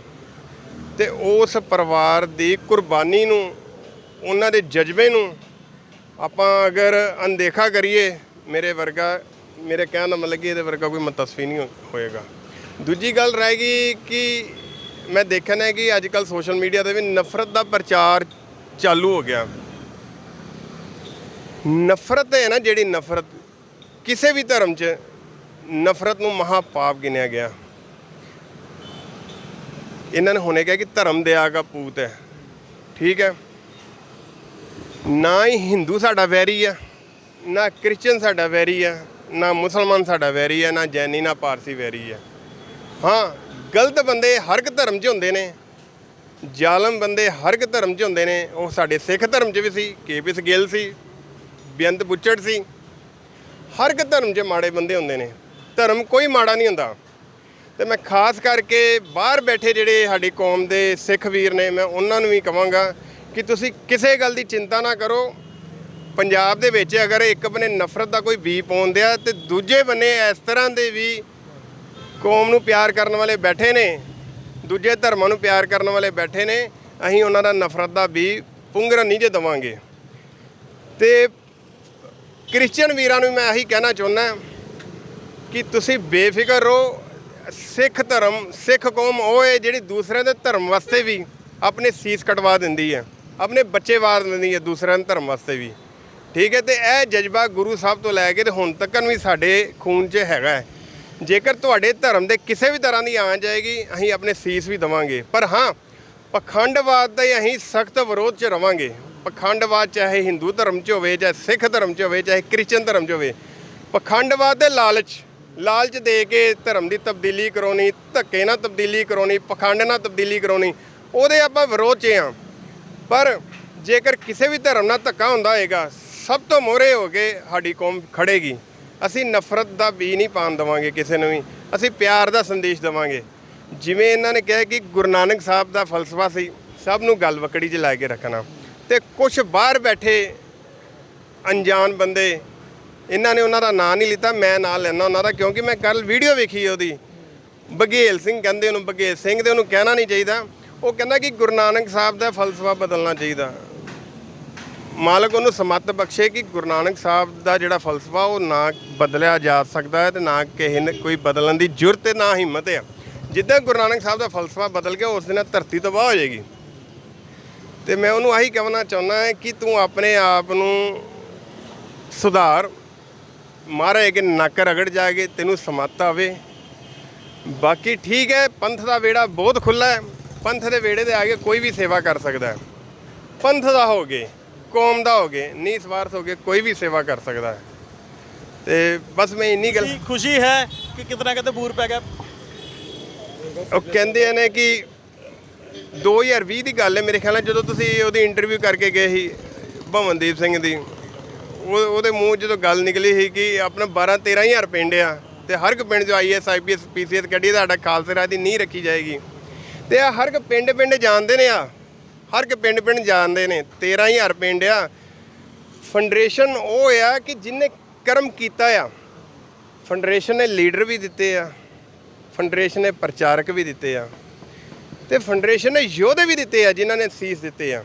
ਤੇ ਜਿਨ੍ਹਾਂ ਨੇ ਆਪਣੀ ਚੀਜ਼ੀ ਦੇ ਬਲੇਡ ਨਹੀਂ ਮਰਵਾਇਆ ਹਾਲੇ ਤੱਕ, ਉਹ ਫੈਡਰੇਸ਼ਨ ਨੂੰ ਢਾਹ ਲਾਉਣ ਦੀਆਂ ਗੱਲਾਂ ਕਰਦੇ ਆ। ਤੇ ਮੈਂ ਤਾਂ ਕਹਿੰਦਾ ਮਾਲਕ ਉਹਨਾਂ ਨੂੰ ਹੀ ਸਮੱਤ ਬਖਸ਼ੇ। ਏਕੇ ਦੀ ਗੱਲ ਕਰਨੀ ਜੀ ਬਿਲਕੁਲ। ਚੜ੍ਹ ਸਿੰਘ ਜੀ ਵੀ ਕੁਝ ਕਹਿਣਾ ਚਾਹੁੰਦੇ ਕਿ ਜੀ? ਮੈਂ ਇੰਨਾ ਹੀ ਕਹਿਣਾ ਚਾਹੁੰਦਾ ਹੈ, ਹੱਥ ਬੰਨ੍ਹ ਕੇ ਬੇਨਤੀ ਹੈ ਕਿ ਜਿਹੜੇ ਤਾਂ ਕੌਮ ਨਾਲ ਵਫਾਦਾਰ ਨੇ ਉਹ ਇੱਕ ਪਾਸੇ ਆ ਜਾਣ, ਏਕੇ ਦੀ ਹਮਾਇਤ ਕਰਨ। ਹੁਣ ਆਲ ਇੰਡੀਆ ਸਿੱਖ ਸਟੂਡੈਂਟ ਫੈਡਰੇਸ਼ਨ ਦਾ ਇਜਲਾਸ ਹੋਇਆ ਸੀਗਾ, ਸਾਰਿਆਂ ਨੂੰ ਸੱਦਾ ਦਿੱਤਾ ਗਿਆ ਸੀਗਾ, ਆਪ ਫੋਨ ਕਰਕੇ ਸੱਦਾ ਦਿੱਤਾ ਸੀਗਾ। ਸੋ ਚਲੋ ਜਿਹੜੇ ਆਏ ਜੀ ਆਇਆਂ ਨੂੰ, ਹੁਣ ਸਭ ਦਾ ਫਰਜ਼ ਬਣਦਾ ਆ ਕਿ ਆਪਾਂ ਏਕੇ ਦੀ ਹਮਾਇਤ ਕਰੀਏ ਤੇ ਕਿਸੇ ਨੂੰ ਬਰਦਾਸ਼ਤ ਕਰਨ ਦੀ ਵੀ ਸ਼ਕਤੀ ਰੱਖੀਏ, ਕਿਉਂਕਿ ਆਪਾਂ ਨੂੰ ਆਪਣੇ ਹਿਰਦੇ 'ਚ ਆ ਨਹੀਂ ਹੋਣਾ ਚਾਹੀਦਾ ਕਿ ਫਲਾਨੂੰ ਨੂੰ ਫੜ ਕੇ ਪਿੱਛੇ ਵਾਓ, ਨਹੀਂ, ਇੱਕ ਦੂਸਰੇ ਨੂੰ ਆਪਾਂ ਅੱਗੇ ਕਰੀਏ, ਬਾਹਾਂ ਬਣੀਏ, ਬਾਹਾਂ ਵੱਢੀਏ ਨਾ। ਸੋ ਇੱਕ ਏਕੇ ਦਾ ਵੀ ਸੱਦਾ ਮੈਂ ਪੰਥ ਦੇ ਵਿੱਚ, ਪੰਥ ਦੇ ਨੌਜਵਾਨਾਂ ਨੂੰ ਦੇਣਾ ਚਾਹੁੰਦਾ ਕਿ ਵੱਧ ਤੋਂ ਵੱਧ ਆਪਾਂ ਏਕਾ ਬਣਾ ਕੇ, ਕਿਉਂਕਿ divide and rule the policy ਪਹਿਲਾਂ ਗੋਰੀ ਚਮੜੀ ਨੇ ਸਾਡੇ ਨਾਲ ਕੀਤੀ ਤੇ ਹੁਣ ਇਹ ਕਰ ਰਹੇ ਨੇ, ਅੱਜ ਦੀ ਮੌਜੂਦਾ ਸਰਕਾਰ ਪਿਛਲੇ ਸਮੇਂ 47 ਤੋਂ ਕਰਦੀ ਆ ਰਹੀ। ਸੋ ਇਸ ਕਰਕੇ ਆਪਾਂ ਇੱਕ ਏਕਾ ਬਣਾ ਕੇ ਤੇ ਝੁਕਣਾ ਨਹੀਂ ਕਿਸੇ ਸਾਹਮਣੇ, ਸਿਰਫ ਗੁਰੂ ਗ੍ਰੰਥ ਸਾਹਿਬ ਸੱਚੇ ਪਾਤਸ਼ਾਹ ਅੱਗੇ ਝੁੱਕ ਕੇ ਤੇ ਕੇਸਰੀ ਨਿਸ਼ਾਨ ਸਾਹਿਬ ਦੇ ਹੇਠ ਇੱਕ ਹੋ ਕੇ ਤੇ ਆਪਾਂ ਚੱਲੀਏ। ਕੋਈ ਮੰਜ਼ਿਲ ਮਾੜੀ ਨਹੀਂ। ਹਾਂ, ਸਾਡਾ ਕੋਈ ਰਸਤਾ ਕਿਸੇ ਦਾ ਕੁਛ ਹੋ ਸਕਦਾ, ਆਪਣੇ ਹੱਕਾਂ ਦੀ ਪ੍ਰਾਪਤੀ ਲਈ ਕਿਸੇ ਦਾ ਕੁਛ ਹੋ ਸਕਦਾ ਹੈ, ਗਦਾਰੀ ਨਹੀਂ, ਪਰ ਰਸਤੇ ਜੇ ਵੱਖੋ ਵੱਖਰੇ ਨੇ, ਪਰ ਫਿਰ ਵੀ ਆਪਾਂ ਇੱਕ ਦੂਸਰੇ ਦਾ ਸਹਿਯੋਗ ਦੇ ਕੇ, ਮੈਂ ਇਸੇ ਕਰਕੇ ਬੇਨਤੀ ਕਰਨਾ ਚਾਹੁੰਦਾ ਸਭ ਤੋਂ ਪਹਿਲਾਂ ਆਪਾਂ ਇੱਕ ਦੂਸਰੇ ਨੂੰ ਬਰਦਾਸ਼ਤ ਕਰਨਾ ਸਿੱਖੀਏ, ਜਰਨਾ ਸਿੱਖੀਏ। ਕਿਉਂਕਿ ਮੈਂ ਕਈ ਵਾਰੀ ਵੇਖਦਾ ਸੋਸ਼ਲ ਮੀਡੀਆ ਤੇ ਕੋਈ ਜੇ ਕਿਸੇ ਨੂੰ ਆਪਣਾ ਆਦਰਸ਼ ਮੰਨਦਾ ਹੈ, ਉਹ ਦੂਸਰੇ ਨੂੰ ਗਾਲਾਂ ਕੱਢੀ ਜਾਂਦਾ, ਦੂਸਰੇ ਦੇ ਉਹਨੂੰ ਗਾਲਾਂ ਕੱਢੀ ਜਾਂਦੇ। ਇੰਜ ਨਹੀਂ, ਜੇ ਆਪਾਂ ਕੌਮ ਦੇ ਲਈ ਕੰਮ ਕਰ ਰਹੇ ਨਾ ਕਿ ਆਦਰਸ਼ ਲਈ ਕੰਮ ਕਰ ਰਹੇ ਹਾਂ, ਆਪਾਂ ਕੌਮ ਲਈ ਕੰਮ ਕਰ ਰਹੇ ਹਾਂ, ਤੇ ਫਿਰ ਜਿਹੜਾ ਦੂਸਰਾ ਵੀ ਬੰਦਾ ਕੌਮ ਲਈ ਕਿਸੇ ਦੂਸਰੇ ਤਰੀਕੇ ਨਾਲ ਕੰਮ ਕਰਦਾ ਹੋ ਸਕਦਾ ਹੈ, ਤੇ ਆਪਾਂ ਉਹਨੂੰ ਮਾੜਾ ਚੰਗਾ ਕਿਉਂ ਆਖਦੇ? ਸੋ ਇਸ ਕਰਕੇ ਆਪਾਂ ਏਕਾ ਬਣਾਈਏ, ਨਫ਼ਰਤ ਨਾ ਫੈਲਾਈਏ। ਨਫ਼ਰਤ ਦੇ ਨਾਲ ਕੁਝ ਨਹੀਂ ਪ੍ਰਾਪਤ ਹੋਣਾ। 4 ਦਿਨ ਆਪਾਂ ਬੋਲ ਲਵਾਂਗੇ, ਡੀਂਗਾ ਮਾਰ ਲਵਾਂਗੇ, ਬਾਅਦ 'ਚੋਂ ਫਿਰ ਬਹਿ ਜਾਵਾਂਗੇ। ਪਰ ਜੇ ਆਪਾਂ ਕਰਮ ਨਿਭਾਉਣੇ ਨੇ, ਪਹਿਲਾਂ ਤਾਂ ਆਦਰਸ਼ ਸਿੱਧੇ ਕਰੀਏ। ਆਪਣੇ ਆਦਰਸ਼ ਉਹ ਹੋਣਗੇ ਜਿਨ੍ਹਾਂ ਨੇ ਕਰਮ, ਆ ਮੈਂ ਬੇਨਤੀ ਸੰਤਾਂ ਦੇ ਮੇਲੇ ਤੇ ਵੀ ਕਰਨੀ, 1 ਅਕਤੂਬਰ ਨੂੰ ਪਿੰਡ ਭੂਰਾ ਕੋਨਾ ਮੇਲਾ ਆ ਰਿਹਾ ਵਾ, ਕਿ ਤੱਕੜੀ ਫੜ ਕੇ ਵੇਖੋ ਕਿ ਕਰਮ ਕਿੱਧਰ ਨੇ ਤੇ ਗੱਲਾਂ ਕਿੱਧਰ ਨੇ। ਤੇ ਜੇ ਗੱਲਾਂ ਹੀ ਜ਼ਿਆਦੀਆਂ ਨੇ ਤੇ ਕਰਮ ਕੋਈ ਨਹੀਂਗਾ, ਉਹ ਵੀ ਪਹਿਚਾਨਣ ਦੀ ਲੋੜ ਹੈ। ਤੇ ਜਿਹਦੇ ਕਰਮ ਬੋਲਦੇ ਨੇ, ਕਰਮ ਕਿਹਦੇ ਬੋਲੇ ਨੇ? ਸੰਤ ਕਰਤਾਰ ਸਿੰਘ ਖਾਲਸਾ ਭਿੰਡਰਾਂ ਵਾਲਿਆਂ ਦੇ ਬੋਲੇ ਨੇ, ਭਾਈ ਅਮਰੀਕ ਸਿੰਘ ਦੇ ਬੋਲੇ ਨੇ, ਸੰਤ ਜਰਨੈਲ ਸਿੰਘ ਤੇ ਉਹਨਾਂ ਸ਼ਹੀਦਾਂ ਸਿੰਘਾਂ ਦੇ ਬੋਲੇ ਨੇ ਜਿਨ੍ਹਾਂ ਨੇ ਕੌਮ ਦੇ ਲਈ ਜਿਹੜਾ ਹੈ ਉਹ ਆਪਣਾ ਸੀਸ ਵੀ ਬਲੀਦਾਨ ਕੀਤਾ, ਉਹਨਾਂ ਦੇ ਕਰਮ ਬੋਲਦੇ ਨੇ। ਸੋ ਉਹਨਾਂ ਨੂੰ ਆਦਰਸ਼ ਮੰਨ ਕੇ ਤੇ ਇੱਕ ਰਾਹ ਤੇ ਚੱਲ ਕੇ ਤੇ ਆਪਾਂ ਕਿਸੇ ਵੀ ਹੱਕ ਨੂੰ ਪ੍ਰਾਪਤ ਕਰ ਸਕਦੇ, ਕੋਈ ਬਹੁਤੀ ਦੂਰ ਦੀ ਗੱਲ ਨਹੀਂ। ਠੀਕ ਹੈ ਜੀ। ਸੋ ਇਹ ਸਨ ਚੜ੍ਹ ਸਿੰਘ ਜੀ, ਜਿਨ੍ਹਾਂ ਵੱਲੋਂ ਲਗਾਤਾਰ ਹੀ ਹੁਣ ਇੱਕ ਕੋਸ਼ਿਸ਼ ਵੀ ਕੀਤੀ ਜਾ ਰਹੀ ਹੈ। ਬੇਸ਼ੱਕ 1 ਸਾਲ ਤੋਂ ਉੱਪਰ ਤੋਂ ਇਹਨਾਂ ਵੱਲੋਂ ਜਿਹੜੇ ਆ ਨੌਜਵਾਨਾਂ ਦੇ ਨਾਲ ਮੁਲਾਕਾਤ ਕੀਤੀ ਜਾ ਰਹੀ, ਜਿਨ੍ਹਾਂ ਵਿੱਚ IPS PPS ਦੀ ਤਿਆਰੀ ਜਿਹੜੀ ਆ ਉਹ ਵੀ ਕੀਤੀ ਜਾ ਰਹੀ ਹੈ। ਹਾਲਾਂਕਿ ਬਹੁਤ ਵੱਡਾ ਪਿਛੋਕੜ ਹੈ ਜੋ ਕਿ ਇਹਨਾਂ ਨੌਜਵਾਨਾਂ ਦਾ ਹੈ, ਕਿਉਂਕਿ ਲਗਾਤਾਰ ਹੀ ਕਿਹਾ ਜਾ ਰਿਹਾ ਕਿ ਸਿੱਖ ਕੌਮ ਨੂੰ ਅਗਰ ਦੁਬਾਰਾ ਤੋਂ ਸੁਰਜੀਵਿਤ ਕਰਨਾ ਹੈ ਤਾਂ ਸਾਨੂੰ ਸਾਰਿਆਂ ਨੂੰ ਇਕਜੁੱਟ ਹੋ ਕੇ ਚੱਲਣ ਦੀ ਜ਼ਰੂਰਤ ਹੈ ਤੇ ਸਾਨੂੰ ਕਦੀ ਵੀ ਕਿਸੇ ਹੋਰ ਤੇ ਕਿੰਤੂ ਪ੍ਰੰਤੂ ਨਹੀਂ ਕਰਨੀ ਚਾਹੀਦੀ। ਦੂਸਰੇ ਪਾਸੇ ਇਹਨਾਂ ਦਾ ਵੀ ਕਹਿਣਾ ਕਿ ਜੇਕਰ ਕੋਈ ਵਿਅਕਤੀ ਜਾਂ ਵਿਸ਼ੇਸ਼ ਵਿਅਕਤੀ ਜਿਹੜਾ ਹੈ ਆਪਣਾ ਕਰਮ ਭੁੱਲ ਚੁੱਕਾ ਹੈ, ਜੋ ਆਪਣੀ ਲੀਹ ਤੋਂ ਹਟ ਚੁੱਕਾ ਹੈ, ਉਸ ਨੂੰ ਵੀ ਆਪਣੇ ਨਾਲ ਗੱਲ ਬੱਕੜੀ ਲਾਈ ਜਾਵੇ ਤਾਂ ਜੋ ਕਿ ਉਹ ਆਪਣੇ ਪਰਿਵਾਰ ਦੇ ਵਿੱਚ ਸ਼ਾਮਿਲ ਹੋ ਸਕੇ ਤੇ ਆਪਣੇ ਪਰਿਵਾਰ ਲਈ ਜਿਹੜਾ ਆ ਉਹ ਸੀਸ ਭੇਟ ਵੀ ਕਰ ਸਕੇ। ਕੈਮਰਾਮੈਨ ਵੰਸ਼ ਦੇ ਨਾਲ ਗੁਰਪ੍ਰੀਤ ਸਿੰਘ, ਪੰਜਾਬੀ ਲੋਕ ਚੈਨਲ, ਅੰਮ੍ਰਿਤਸਰ।